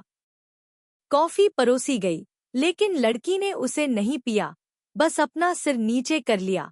किसी भी चीज को छूने की हिम्मत नहीं हुई। झो यून ने बात करने के लिए कुछ विषय खोजने की कोशिश की। तो तुम्हारा नाम क्या है? ली लैन, ओह, अंतिम नाम ली है। क्या तुम और तुम्हारा भाई सगी बहनें हैं? ली लैन ने अपना सिर हिलाया। पैतृक चचेरे भाई, अभी भी अपना सिर हिला रही थी। झो यून ने विषय बदल दिया। आप दोनों को आखिरी बार मिले हुए कितना समय हो गया है? ली लैन की आवाज बहुत धीमी थी। बहुत समय हो गया है। झो यून ने कुछ और सवाल पूछे और पाया कि ली लैन की आवाज धीरे धीरे कम होती जा रही थी। आखिरकार वह चुप हो गई। उसने ध्यान से देखा और पाया कि ली लैम के कंधे हल्के से हिल रहे थे, जैसे कि वह रो रही हो। क्या तुम ठीक हो, ली लैम? मैं ठीक हूँ। वह बहुत उदास लग रही थी। झो यून ने झिझकते हुए अपना सेल फोन निकाला। क्या तुम्हारा छोटा भाई स्कूल में जाता है? उसका नाम क्या है? शायद मुझे पता हो ताकि मैं उसे खोजने में तुम्हारी मदद कर सकूं। मत करो, ली लैन ने तुरंत मना कर दिया। उसने अपना सिर ऊपर उठाया। उसकी आंखें वाकई लाल थी। उसे मत ढूंढो, वह मुझे देखना नहीं चाहता। वह मुसीबत में नहीं पड़ना चाहता था, लेकिन जीवन में कुछ भी इतना आसान नहीं है। कोई बात नहीं, बस उससे मिलो। मत करो, सच में मत करो, वह नाराज हो जाएगा। झो यून ने ली लैन के दास्तापूर्ण रूप को देखा और भी अधिक परेशान महसूस किया। उसने भौहें सिकोड़ी और अब और बात को घुमाने का इरादा नहीं किया और सीधे पूछा, क्या तुम दोनों बहनें नहीं हो? तुम दोनों में ऐसी क्या दुश्मनी है जो तुम पूरी नहीं कर सकती? क्या वह तुमसे इतनी नफरत करता है? ली लैम का चेहरा पलक झपकते ही पीला पड़ गया। अरे नहीं, यह बुरा है, यह बुरा है। तभी चू वान ने प्रतिक्रिया दी और खुद को सही किया। मेरा यह मतलब नहीं था। दूसरे शब्दों में, मुझे लगता है उसे हमसे नफरत होनी चाहिए। लाई लैम ने अपने हाथों से अपना चेहरा ढकते हुए कहा, कोई बात नहीं अगर वह हमें नहीं देखना चाहता। यह कैसी स्थिति है? चू यू ने धीरे धीरे उसका मूड बदला।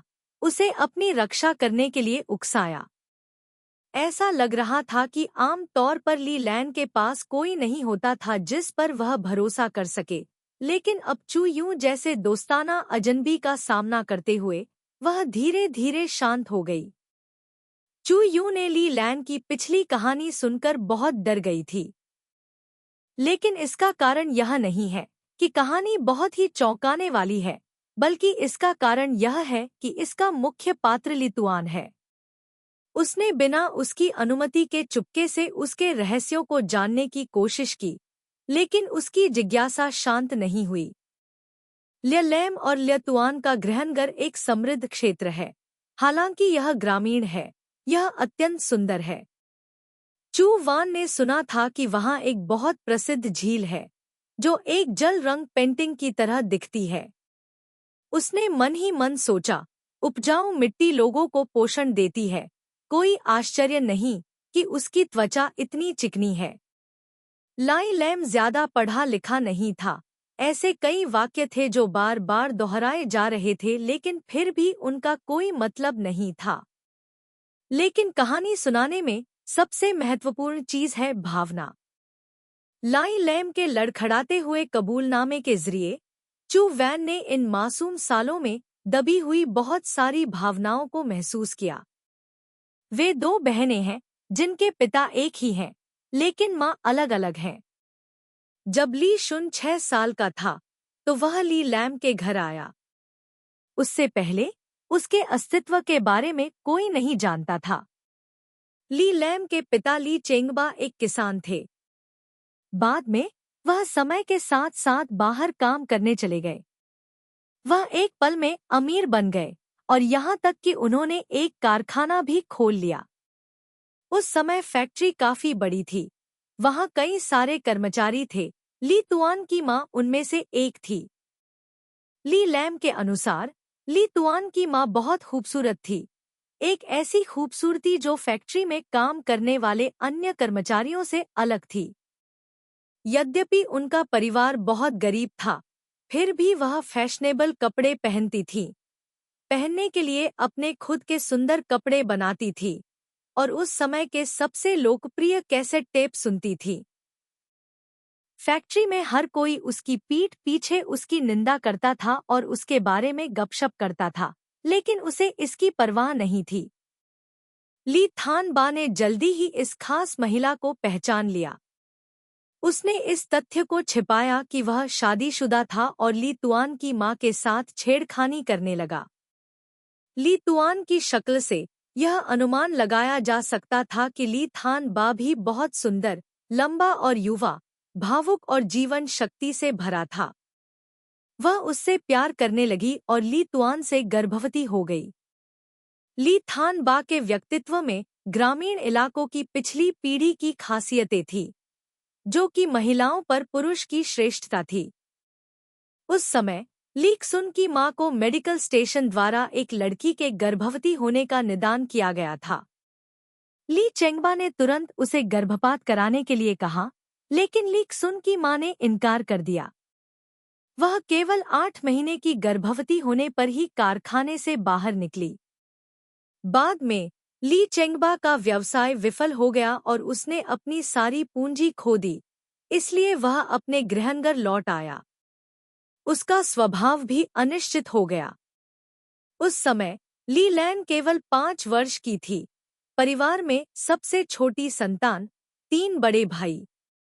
ली थान बा उसे पसंद नहीं करते थे, अक्सर उसे मारते पीटते और डांटते थे। उसकी मां उसके पिता से डरती थी, इसलिए वह उससे प्यार करने की हिम्मत नहीं जुटा पाती थी। बचपन से ही ली लैम को कड़ी मेहनत करनी पड़ी और ऊपर से उसे अपने भाइयों का कचरा भी इस्तेमाल करना पड़ा। बाद में ली थान बा शराब और जुए की लत में पड़ गए और धीरे धीरे घर का माहौल घुटन भरा हो गया। हर कोई गुस्से वाला था, सिवाय लाई लैम के, क्योंकि इस घर में उसका गुस्सा निकालने वाला कोई नहीं था। जब लाई लैम 10 साल की थी, तो लाई तुआन की मां लाई तुआन को अपने घर ले आई। उस समय वह अभी भी छोटी थी और उसे नहीं पता था कि मां और बेटा यहाँ क्यों आए हैं। वह केवल इस बात से खुश थी कि वह अब परिवार में सबसे छोटी नहीं रही। शायद बाद में वह अपना गुस्सा ली तुआन पर निकाल सके, लेकिन वास्तविकता उससे कहीं ज्यादा क्रूर थी जितना उसने सोचा था। लाई लैम को जल्दी ही एहसास हो गया कि यह नया छोटा भाई उसके तीनों बड़े भाइयों से भी ज्यादा भयानक था। बदमाशी के बारे में बात मत करो, बस करीब आने से वह आक्रामक रूप से तुम्हें भगा देगा। लेकिन ली तुआन की उपस्थिति ली लैम के लिए भी उपयोगी है, क्योंकि वह अब अपने भाइयों और मां के लिए अपना गुस्सा निकालने की एकमात्र जगह नहीं है। उनके पास एक नया लक्ष्य था, और यह पहली बार था जब उन्होंने ली लैम को एक ही तरफ खींचा, दुश्मन के खिलाफ एकजुट हुए। पहले पूरे परिवार को नशे में ली थान बा द्वारा दुर्व्यवहार किया गया था। अचानक एक और व्यक्ति उन पर निर्भर होने के लिए आ गया। यह देखा जा सकता था कि ली तुआन और उसकी मां का जीवन बहुत अच्छा नहीं था। मदर लाई लैम ने बिन बुलाए मेहमान का अपने जीवन में सबसे अधिक लचीला रवैया अपनाया। हर दिन वह ली तुआन की मां की आलोचना करती और उसे एक वेश्या के रूप में कोसती, जिसने सबके सामने उसके पति को चुरा लिया, और ली तुआन को भी कमीने कहकर डांटती। जिस दिन से ली तुआन और उसकी मां यहाँ आए, ली लैम की मां के पास ज्यादा काम था और वह और भी ज्यादा शोरगुल करने लगी। हालांकि उसे ऐसी जिंदगी जीनी पड़ी, फिर भी ली तुआन की मां यहाँ रहने पर अड़ी रही। उस समय वह गंभीर रूप से बीमार थी और उसके पास भरोसा करने के लिए कोई परिवार नहीं था। अगर वह ली क्सुन को यहाँ नहीं लाती, तो उसके पास भविष्य में जीवित रहने का कोई रास्ता नहीं होता। ली लैन की मां को खुश करने के लिए ली क्सुन की मां ने खुद की देखभाल करने की भी जहमत नहीं उठाई। उसने खुद को एक लापरवाह अवस्था में रखा, खुद को सभी से दूर रखा और अपने भाषण और कार्यों में संयमित थी। वह चाहती थी कि उसका बेटा इस परिवार में एकीकृत हो जाए। लेकिन उसकी इच्छा के विपरीत ली तुआन ने उनसे दोस्ती करने की जहमत नहीं उठाई, इसलिए उसे अपने 3 बड़े भाइयों द्वारा तंग किया गया। हर दिन ली लैम देर रात तक नहाती और साफ सफाई करती थी, अक्सर तब जब बाकी लोग सो चुके होते थे और वह अभी भी अपना काम खत्म नहीं करती थी। उसने ली शुन की माँ को कई बार चांदनी रात में उसे सलाह देते हुए देखा था कि वह उन्हें नाराज न करे और अपने भाइयों के साथ सद्भाव से रहे। ली तुआन हमेशा चुप रहता था। उसकी माँ कुछ देर तक बोलती थी, फिर क्रोधित हो जाती थी और उसे मारने के लिए हाथ उठाती थी। वह गुस्से में जोर जोर से रोया, लेकिन फिर भी आज्ञा मानने से इनकार कर दिया। लाई लैम ने अपना दिल नरम कर लिया। उसे हमेशा लगता था कि लाई तुआन और उसकी माँ उतने घिनौने नहीं थे जितना उसके परिवार ने कहा था। वह उनसे सहानुभूति रखती थी। इसलिए लाई लैम ने चुपचाप लाई तुआन और उसकी माँ की मदद करना शुरू कर दिया। उस समय ली तुआन की माँ बहुत बीमार थी और इतनी पीड़ा में थी कि वह रात को सो नहीं पाती थी।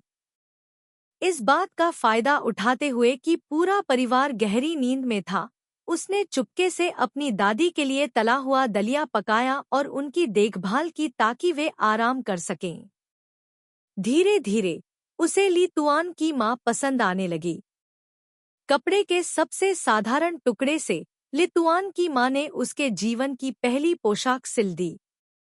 उसने उसे कैसेट टेप भी सुनने दिए और ली लान को जाहिर तौर पर इन चीजों से मोह था और वह अपने खाली समय में ज्यादातर समय उनके पास जाती थी। ली जुन को नहीं पता था कि दूसरों की देखभाल कैसे करनी है और वह हमेशा घबराया रहता था, और जब उसकी माँ बीमार होती थी तो उसे नहीं पता था कि कैसे मदद करनी है। ली लान ने उसे एक बड़ी बहन की तरह डांटा, तुम्हें अपनी माँ की बात माननी होगी। वह तीनों बड़े भाइयों को सबसे अच्छी तरह समझती थी। उन्हें जिद्दी लोगों को धमकाना पसंद था। जब तक वे उनकी बात सुनते, वे जल्दी ही ऊब जाते। उसने विनम्रता से सलाह दी, लेकिन दुर्भाग्य से ली जुन ने उसकी बात पर कोई ध्यान नहीं दिया। ली लैम ने गुस्से से कहा, यह तुम्हारी माँ की इच्छा है। ली जुन ने उसे घूर कर देखा, कोई रास्ता नहीं, उसे मनाने का कोई तरीका नहीं था, इसलिए ली लैम ने भी उसकी बात पर कोई ध्यान नहीं दिया। बाद में ली तुआन की माँ का निधन हो गया। जब उसकी मृत्यु हुई तो वह इतनी दुखी थी कि वह इतनी बीमार थी कि उसे अब एक इंसान के रूप में पहचाना नहीं जा सकता था। उसकी त्वचा और मांस इतना सिकुड़ गया था कि उसका रूप इतना भयानक था कि कई दिनों तक लाई लैम की माँ ने आकर उन्हें परेशान करने की हिम्मत नहीं की। एक रात देर से उसकी मृत्यु हो गई। लाई लैम भी वहीं था। शायद लाई तुआन को पता था कि उसकी माँ मरने वाली है। वह इतना रो रहा था कि वह लगभग जीना ही नहीं चाहता था।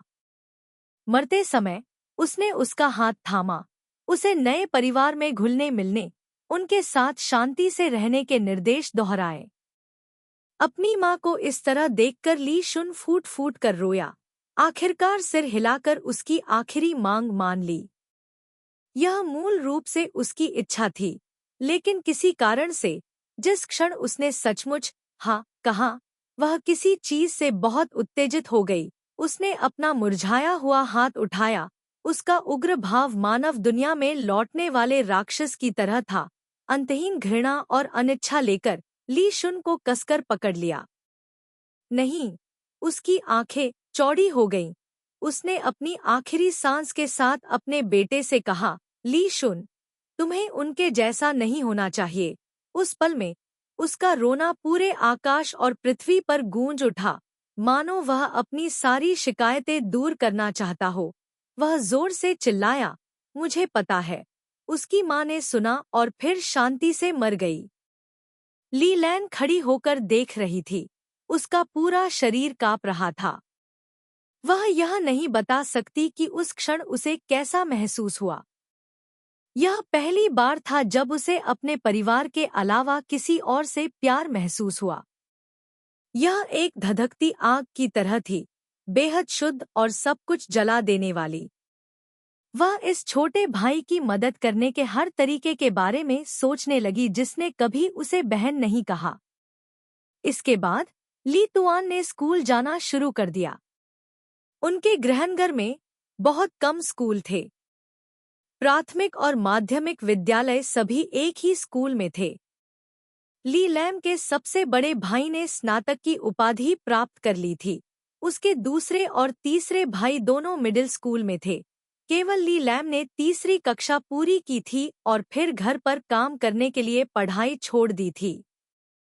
जब से ली शुन ने स्कूल जाना शुरू किया, ली लैम ने पाया कि उसके बड़े भाई ली शुन को और भी ज्यादा परेशान करते थे। वह नहीं जानती थी कि उनका गुस्सा कहाँ से आता है, मानो लीक सुन उनका कट्टर दुश्मन हो।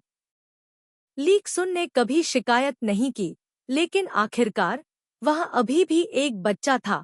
अगर वह वापस नहीं लड़ सकता था तो उसे सहना पड़ता था, और जल्द ही उसका पूरा शरीर चोटों से भर गया। बड़े भाइयों ने चुपके से उसकी किताबें फाड़ दी, उसका बैग फेंक दिया और उसे स्कूल जाने से रोकने के लिए कई काम किए। चाहे वह कितनी भी बुरी तरह से घायल हो गया हो, चाहे उसकी किताबें कितनी भी फटी हुई हों, ली शुन ने एक दिन के लिए भी अपनी पढ़ाई की उपेक्षा नहीं की। इतना ही नहीं, उन्होंने यह भी सीखा कि अपने भाइयों के सामने नहीं पढ़ना चाहिए। इसलिए जब रात हुई तो हर घर में लाइटें जल गईं, सिवाय लाई लैम के, जिसे कपड़े धोने थे। लाई टुआन वहीं बैठकर पढ़ाई कर रहा था। उसका रवैया पहले जैसा ही था। वह उसके साथ पहले की तरह ही बुरा व्यवहार कर रहा था, या यूं कहें कि वह इस पूरे घर से गहरी नफरत करता था। लेकिन ली लैन को इसकी परवाह नहीं थी। आखिरकार ऐसे कई लोग थे जो उसके साथ बुरा व्यवहार करते थे, और इसके अलावा उसने ली जुन को उसके प्रति वास्तव में आक्रामक होते नहीं देखा। वह चुपचाप उसकी देखभाल करती, उसके कपड़े धोती, खाना बनाती और उसे उसके भाइयों के ध्यान से विचलित करने में मदद करती। दिन ब दिन बीतते गए और एक रात ली लैन यह देखकर हैरान रह गई कि ली जुन बाहर यार्ड में किताब नहीं पढ़ रहा था। उसने उसे पिछवाड़े में अव्यवस्था के ढेर में अपनी पसलियों को पकड़े हुए पाया। लाई लैम ने उससे पूछा कि क्या गड़बड़ है, लेकिन उसने कोई जवाब नहीं दिया। बाद में लाई लैम को पता चला कि लाई टुआन ने इस जर्जर स्कूल में एकमात्र चुनिंदा कक्षा में प्रवेश परीक्षा पास कर ली है, जो उसके सहपाठियों से बहुत दूर उत्तरी इमारत में स्थित था। लेकिन चयनात्मक कक्षा को अतिरिक्त ट्यूशन शुल्क लेना पड़ता था।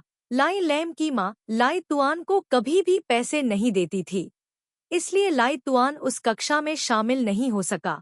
उसे अपनी पुरानी कक्षा में वापस लौटना पड़ा। भाई बहुत खुश थे, मानो वे उसके बराबर के ही हों। उन्होंने खुशी खुशी उसे तब तक पीटा जब तक उसकी पसलियां नहीं टूट गईं। ली शुन अस्पताल नहीं गया। ली लैम ने उसकी पट्टियां बांधी, चुपके से उसके लिए सूप बनाने के लिए हड्डियां खरीदने के लिए पैसे बचाए। जब ली सुन खड़े होने में सक्षम हुआ तो उसने पहली बार ली लैम से बात करने की पहल की, ताकि उससे पैसे उधार ले सके। ली लैम के पास खुद कोई पैसा नहीं था, लेकिन ली सुन को इसकी परवाह नहीं थी। वह उस पर चिल्लाया। ली लैम इतनी डर गई कि वह फूट फूट कर रोने लगी और अंत में झूठ बोलकर अपनी मां से कुछ पैसे मांगे। ली तुआन को पैसे मिले और वह अकेले ही जिले में चला गया। जब वह वापस लौटा तो सभी लोग हैरान रह गए, जिसमें लाई लैम भी शामिल था। उसने अपने बालों को चमकीले सुनहरे रंग में रंगा हुआ था। उन वर्षों में बालों को रंगना लोकप्रिय नहीं था, खासकर इस तरह के दिखावटी रंग के साथ। अपने अनोखे बालों के रंग के कारण ली तुआन को और भी अधिक दुर्व्यवहार का सामना करना पड़ा, यहाँ तक कि ली थान बा भी क्रोधित हो गए। हर बार जब ली थान बा को गुस्सा आता था तो पूरा परिवार एक कोने में छिप जाता था, कोई भी बोलने की हिम्मत नहीं करता था। कई बार ली लैम को ऐसा लगता था कि उसके पिता ली तुआन को पीट पीट कर मार डालने वाले हैं, लेकिन अंत में ली तुआन ने फिर भी अपनी गलती मानने से इनकार कर दिया। नहीं, उसने अपने बालों को फिर से रंगा। धीरे धीरे सभी उसे पीटने और डांटने से थक गए और उन्हें इसकी आदत हो गई। और इसलिए लड़के ने यह बचकाना और सरल तरीका इस्तेमाल करके यह साबित कर दिया कि वह परिवार के बाकी लोगों से असहमत है। खंड 1 अध्याय 35। ली तुआन ने अभी भी बालों का वही रंग रखा है। इस चमकदार रंग को देखकर ली लैम को अंदर से अजीब सी शांति महसूस हुई। चाहे कुछ भी हो, यह इस तथ्य को नहीं बदल सकता था कि उसने अपने बालों को रंगने के लिए उससे पैसे उधार लिए थे। हालांकि इसका उससे कोई लेना देना नहीं था और शुरू से लेकर आखिर तक ली तुआन ने उसे धन्यवाद का एक शब्द भी नहीं कहा। लेकिन यह रहस्य जो किसी को नहीं पता था, ली लैम को हमेशा एक गहरी भावना रखता था। ली तुआन धीरे धीरे बड़ा हुआ। उसके कठिन जीवन ने उसे जल्दी परिपक्व बना दिया। उसका रक्षात्मक स्वभाव बहुत मजबूत था। लेकिन चाहे वह कितनी भी जल्दी परिपक्व हो जाए, वह अंततः बच्चा ही है और उसे देखभाल की आवश्यकता है। उसके बाद उसने धीरे धीरे ली लैन की देखभाल स्वीकार कर ली, लेकिन उसने कभी हार नहीं मानी। दिन ब दिन ली लैन ने पाया कि जैसे जैसे वह बड़ा होता गया, उसका शांतिपूर्ण बचपन का जीवन अधिक से अधिक अराजक होता गया। ली तुआन अक्सर घर से बाहर जाने लगा, लेकिन कुछ समय बाद वह वापस आ जाता। उस समय पूरा परिवार सबसे बड़े भाई लाई लैम के लिए पत्नी की तलाश में व्यस्त था और उनके पास उसे संभालने का समय नहीं था। यहाँ तक कि उसकी माँ को भी लगा कि अगर वह चला जाए तो बेहतर होगा, ताकि घर में खाने पीने के लिए मूंग कम हो जाए। बाद में ली तुआन न केवल अकेले चला गया, बल्कि वह ली लैम को भी साथ ले आया। लाई लैम डरपोक थी और बाहर जाने की हिम्मत नहीं जुटा पाती थी। हर बार लाई तुआन उसे बाहर जाने के लिए मजबूर करता था। शहर का आकर्षण वाकई बहुत बढ़िया था। लाई लैम हमेशा डरती थी, लेकिन फिर भी वह शहर की चहल पहल से आकर्षित होती थी। एक बार जब लाई तुआन उसे बाहर ले गया, तो उसने बहुत पहले से तैयारी कर रखी थी, लेकिन लाई लैम ने उससे कुछ नहीं पूछा। जब वे वहां पहुंचे, तो लाई लैम को एहसास हुआ कि वह उसे एक संगीत कार्यक्रम में ले जा रहा है। लाई लैम को आश्चर्य हुआ। यह वही बैंड था जिसे लाई तुआन की माँ पहले उसे सुनने देती थी। उसे अपनी आंखों पर विश्वास नहीं हो रहा था। चाहे उसने कुछ भी कहा हो, वह अंदर जाने की हिम्मत नहीं कर पा रही थी। ली तुआन को उसे घसीटकर दृढ़तापूर्वक अंदर ले जाना पड़ा। पूरे संगीत समारोह में उसे ऐसा लग रहा था जैसे वह किसी स्वप्न में हो। जीवंत संगीत उसके कानों पर गूंज रहा था, जो भ्रमात्मक भी था और वास्तविक भी। उसने ली तुआन से पूछा कि उसे पैसे कहाँ से मिले, लेकिन उसने उससे कहा कि उसे इसकी परवाह नहीं करनी चाहिए। कॉन्सर्ट खत्म होने के बाद ली लैम ने थिएटर के गेट पर ली तुआन और एक लड़के को बात करते हुए देखा। वह ली क्सुन से उम्र में बड़ा लग रहा था और जिस तरह से उन्होंने कपड़े पहने थे, उससे वे दोनों बिल्कुल अलग लग रहे थे। कुछ शब्द कहने के बाद लड़का कार में बैठ गया और चला गया। जैसे ही कार चली गई, वह पीछे मुड़कर चिल्लाना नहीं भूला, प्रतियोगिता का समय मत भूलना। फिर ली क्सुन उसे थिएटर के बगल में एक छोटे से रेस्तरां में ले गया। जब ली लैन अभी भी गायन के उत्साह में थी, ली क्सुन ने अचानक उससे कहा, मुझे थोड़ी देर बाद जाना होगा। ली लैन ने सोचा कि उसने जो छोड़ो शब्द कहा था, वह अब घर से भाग जाने जैसा था, और जब वह ऊब जाता था तो चुपके से वापस आ जाता था। इसलिए उसने यह दिखाने के लिए सिर हिलाया कि वह समझ गई है। बाद में ही लाई लैम को गो शब्द का अर्थ समझ में आया। उस समय ली लैम ने बिना सोचे समझे मना कर दिया। उसने ली तुआन को भी मजबूती से खींचा कि वह उसे यह खतरनाक काम न करने दे। उसकी नज़र में हालांकि परिवार अच्छा नहीं था, कम से कम यह उन्हें बारिश और हवा से बचा सकता था और वे शांति से रह सकते थे। ली शुन ने एक बार उसे बताया कि वह शहर में संयोग से कुछ लोगों से मिला था और उनके घरों में उसने कई अजीबोगरीब चीजें देखी थी। क्या तुम कंप्यूटर के बारे में कुछ जानती हो? ली शुन ने कहा। उनके घर पर एक पतला कंप्यूटर है। जब ली शुन ने नई चीज का जिक्र किया तो उनकी आंखें चमक उठीं। लाई लैम को इन चीजों की आदत नहीं थी। साथ ही लाई तुआन उत्साहित था, इसलिए उसने बहुत जल्दी जल्दी बात की, जिससे वह और भी अधिक उलझन में पड़ गई। लेकिन कम से कम उसे आखिरी वाक्य तो समझ में आया। मैं भी यही चाहता हूँ, लेकिन अगर मैं यहाँ रहा तो मुझे यह कभी नहीं मिलेगा। यह पहली बार था जब ली तुआन ने उसे बताया कि वह क्या सोच रहा था और क्या चाहता था। लाई लैम पूरी तरह से अस्वीकार्य है। वह नहीं जानती थी कि वह किस बारे में बात कर रहा था। वह सिर्फ इतना जानती थी कि उसका छोटा भाई अभी किशोर है। घर छोड़कर जाना उसके लिए असंभव होगा। लाई तुआन ने उसे समझाने की कोशिश की, लेकिन लाई लैम ने उसकी बात नहीं मानी। वह लीक सुन जितनी अच्छी तरह से बात नहीं कर सकती थी और खुद को अभिव्यक्त करने की उसकी क्षमता भी खराब थी। लीक सुन चाहे जो भी कहे, वह केवल यही दोहरा सकती थी, नहीं, बिल्कुल नहीं। अंत में लीक सुन को गुस्सा आ गया और उसने ली लैम से बहस की। उसके शब्दों ने उसे बहुत दुख पहुंचाया, जिससे वह परेशान और क्रोधित हो गई।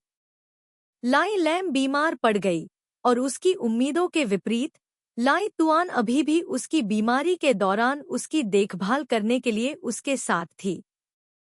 लाई लैम ने उस दृश्य का सपना देखा जब लाई तुआन की मां का निधन हो गया था। उसने अपनी मां के अंतिम शब्दों का सपना देखा था। लाई लैम लाई तुआन से बहुत प्यार करती थी।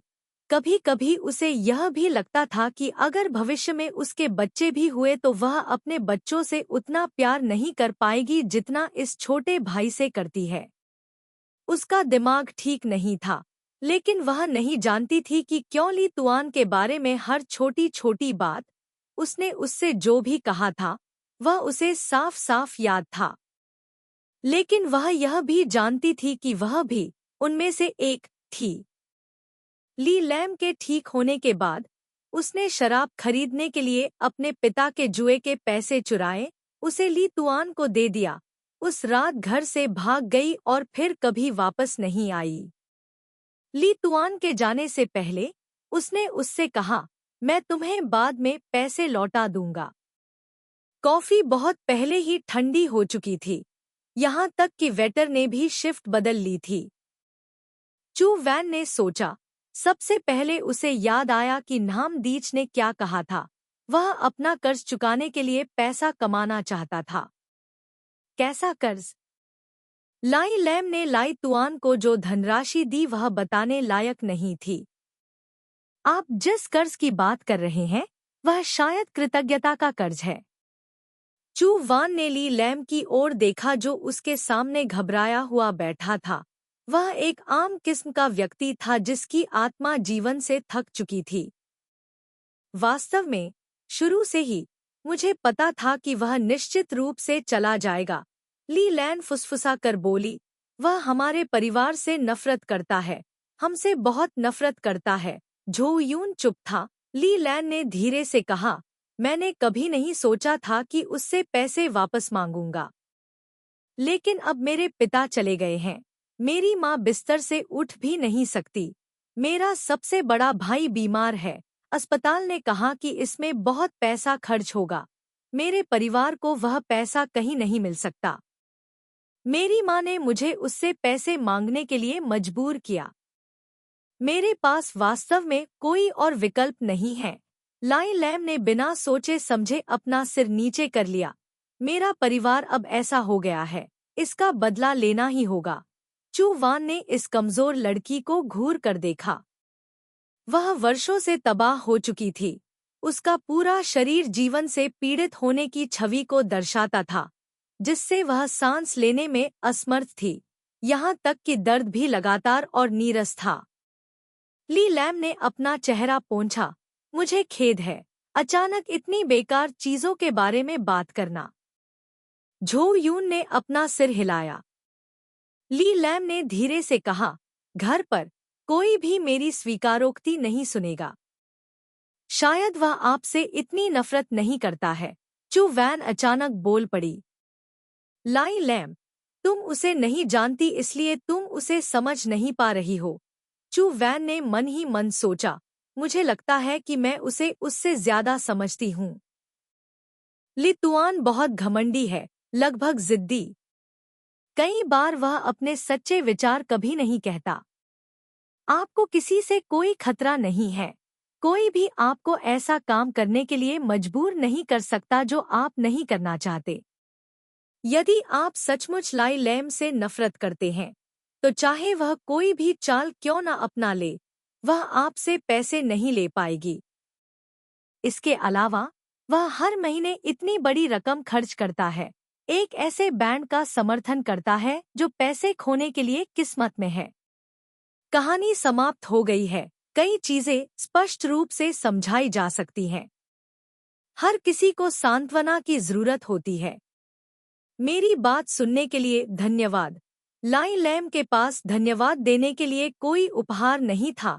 उसने इस बारे में सोचा और फिर धीरे से कहा, मैं तुम्हें दे दूंगी। मैं तुम्हें अपनी बहन की तस्वीर दिखाऊंगी। ओह! चू वान अभी भी नैतिक और नैतिक पहलुओं के बारे में सोच रहा था। जब उसने लाई लैम को यह कहते हुए सुना कि वह लगभग उछल पड़ा। लाई लैम ने एक फोटो निकाली जो कपड़े के थैले में सावधानी से रखी गई थी। ऐसा लग रहा था कि यह काफी पुरानी थी। फोटो फीकी पड़ गई थी। यह घर में एकमात्र पारिवारिक फोटो है। डेट के दौरान ली गई। यहाँ देखो। लाई लैम इसे चू वान को दिखाना चाहती थी लेकिन उसे इसकी जरूरत नहीं थी। जिस क्षण लाई लैम ने फोटो निकाली, उसकी आंखें स्वाभाविक रूप से रुक गईं। तुम्हारा भाई कितने साल का था? 9 साल का। चू वान ने गहरी सांस ली। कितना प्यारा। ली तुआन बचपन में कंकाल की तरह दुबली पतली थी। छोटा सा चेहरा तनावग्रस्त था तथा अस्पष्ट मुस्कुराहट के साथ कैमरे की ओर देख रहा था। बचपन से ही उसकी नजरें बेकाबू और बेपरवाह थी। चू वैन पल के झपकाना भूल गया था। अभी भी ध्यान से देख रहा था जैसे कि वह 10 साल पहले की मुलाकात को याद कर रहा हो। फोटो में ली तुआन बहुत अकेला है, दूसरों से बिल्कुल अलग थलग है। उसके पीछे सिर्फ ली लैम खड़ी है। तुम्हारा छोटा भाई तुम्हें बहुत पसंद करता है ना? चू यून ने कहा। ली लैन ने अपना सिर हिलाया। उसे अपनी माँ की तरह लड़कियां पसंद है। चू यून ने ली लैन की तरफ देखा, फिर चुप हो गई। एक पल बाद स्कूल का गेट बंद होने का समय हो गया था। चू यून भुगतान करने के लिए कैशियर के पास गई। जब वह वापस लौटी तो ली लैन ने कहा, क्या मैं अभी भी यहाँ बैठ सकती हूँ? चू यून ने एक पल रुकने के बाद कहा, ठीक है। जाने से पहले उसने चुपके से ली लैन के लिए स्टेक का ऑर्डर दिया और वेटर से कहा, अगर वह पूछे तो कह देना कि यह रेस्तरां की तरफ से उपहार है। कैफे से निकलते हुए वापस जाते समय चू यून अभी हुई बातचीत के बारे में सोच रही थी। वह धीरे धीरे दफ्तर में गई, दरवाजा खोला और काओ जियान होंग को देखा। तभी उसे होश आया। ऐसा लगा जैसे उसने उसे लटका कर छोड़ दिया हो। वह जल्दी से माफी मांगने के लिए उसके पास गई। मुझे माफ कर दो, मेरी तरफ से कोई बात नहीं। काओ जियानहोंग ने मेज पर रखी किताबें साफ की। मैंने अभी वू मेंगक्सिंग से बात की है। ऐसा लगता है कि उसे भी प्रतियोगिता में दिलचस्पी है। चलो कल साथ मिलकर इस पर चर्चा करते हैं। झो यून ने सहमति में सिर हिलाया। काओ जियानहोंग खड़ा हो गया। मैं पहले घर जाऊंगा। ली शुन कहाँ है? वह अभी बाहर गया है। उसे जल्दी ही वापस आ जाना चाहिए। काओ जियानहोंग चला गया। एसोसिएशन के दफ्तर में सिर्फ उसे ही छोड़ गया। चू वान ने दरवाजा बंद किया और लाई तुआन की सीट पर चला गया। उसने मेज के नीचे रखा सेंट्रल स्टेडियम बैग खोला। इसमें कोई आश्चर्य की बात नहीं थी कि अंदर इस सप्ताहांत के लिए संगीत कार्यक्रम के टिकट भी थे। क्या आप उसे ले जाने वाले हैं? इस समय दालान में कदमों की आवाज सुनाई दी और झो यू ने तुरंत बैग वापस वहीं रख दिया जहां वह था। ली शुन दफ्तर वापस लौटा और उसे यहाँ देखकर भौहें चढ़ा ली। तुम अभी भी यहाँ क्या कर रही हो? झो यून ने अपना सिर हिलाया। कुछ नहीं, मैं अपना सामान पैक करके तुरंत घर चली जाऊंगी। ली शुन कंप्यूटर चालू किए बिना बैठ गई और शांति से झो यून से पूछा, तुम आज रात कहाँ गई थी? झो यून का दिल धड़क उठा। उसने खुद को शांत रहने की याद दिलाते हुए कहा, मुझे बाहर कुछ काम करना है। सच में? हाँ। झो यून ने शांति से 2 किताबें पकड़ी और उन्हें अपने बैग में रख लिया। जैसे ही उसने अपना सिर उठाया, उसने देखा कि ली शुन उसे इशारा कर रही है। चू वान 2 कदम आगे बढ़ा और ली तुआन आगे झुक गया। वह खड़ी थी, वह बैठा था, उनके चेहरे बस पास आ गए, उनके कान उसकी छाती से सटे हुए थे। यह क्या बकवास है? मौसम गर्म होता जा रहा था, कपड़े पतले होते जा रहे थे। सूती कपड़े के माध्यम से चू वैन की त्वचा स्पष्ट रूप से लाई तुआन के चेहरे की विशेषताओं को महसूस कर सकती थी। उसकी ब्रा उसके शरीर से कसकर चिपकी हुई थी। उसकी पीठ से लेकर हाथों और पैरों तक और फिर कानों तक गर्मी फैलने लगी। वह पीछे नहीं हट सकती थी क्योंकि ली तुआन का दाहिना हाथ उसकी कमर पर रखा हुआ था। वह दम घुटने वाली थी। 1+1 क्या होता है? जब झो यूं को लगा कि वह बेहोश होने वाली है, तो लीक सुन ने अपना सिर उठाया। वह सीधा नहीं हुआ, बल्कि उसकी छाती पर झुके हुए ऊपर देखा, उसे गौर से देखा। उसकी भौहें सिकुड़ी हुई थी। वह हल्के से मुस्कुरा रहा था। ऐसा लगता है कि तुम्हारा दिल बहुत तेजी से धड़क रहा है। यह झूठ है। चू वैन का पूरा शरीर झुनझुनी कर रहा था। मेरा दिल सचमुच बहुत तेजी से धड़क रहा है, लेकिन इसकी वजह यह नहीं है। लेखक के शब्द। मुझे ऐसा क्यों लग रहा है कि अचानक हर कोई हंगामा मचा रहा है? क्या मेरी नसें असामान्य हैं? शुरुआत से लेकर अंत तक कहानी सहज है। मध्य भाग थोड़ा दुखद और खूनी है। बात सिर्फ इतनी है कि मैं अपने क्रूर शौक पर नियंत्रण नहीं रख सकता, इसलिए हर कोई इसे सिर्फ मनोरंजन के लिए देखता है। इंटरनेट पर इतने सारे उपन्यास उपलब्ध हैं कि शायद गलती से इस गड्ढे में गिर जाना भाग्य ही माना जा सकता है। जब लोग अपनी पसंद का कथानक पढ़ते हैं, तो वे खुश और आनंदित होते हैं, और जब उन्हें कोई ऐसा कथानक मिलता है जो उन्हें पसंद नहीं आता, तो वे खुलेआम पत्थर फेंक सकते हैं। लेखक और पाठक के बीच आदान प्रदान आपसी प्रतिक्रिया की एक प्रक्रिया है। यह बहुत सामान्य है। ठीक है, मैंने जो ऊपर कहा वह सिर्फ परिचय है। नीचे वह है जो मैं वास्तव में कहना चाहता हूँ। यह रहा। चूंकि इस कहानी की पांडुलिपि 50वें अध्याय तक पहुंच चुकी है, इसलिए दिशा पहले से ही स्पष्ट है। इसलिए इसे समायोजित करना बहुत कठिन है। ली तुआन की जीवन कहानी की भावनाओं को महसूस करने के बाद संभवतः कुछ ऐसे विवरण होंगे जो मुझे सामान्य लगेंगे, लेकिन जो सभी को उड़ने के लिए प्रेरित करेंगे। इसलिए मैं सबसे पहले उन साथियों को टीका लगा दूं जो इस कहानी को अंत तक पढ़ना चाहते हैं। अगर किसी दिन कोई ऐसा अध्याय हो जो आपको आसमान में उड़ने पर मजबूर कर दे, तो मैं पहले ही माफी मांगना चाहूंगा। उम्मीद है कि सभी मुझे माफ कर देंगे। अनुवादक का नोट। क्या इसे लेखक की ओर से अंत की गारंटी माना जा सकता है?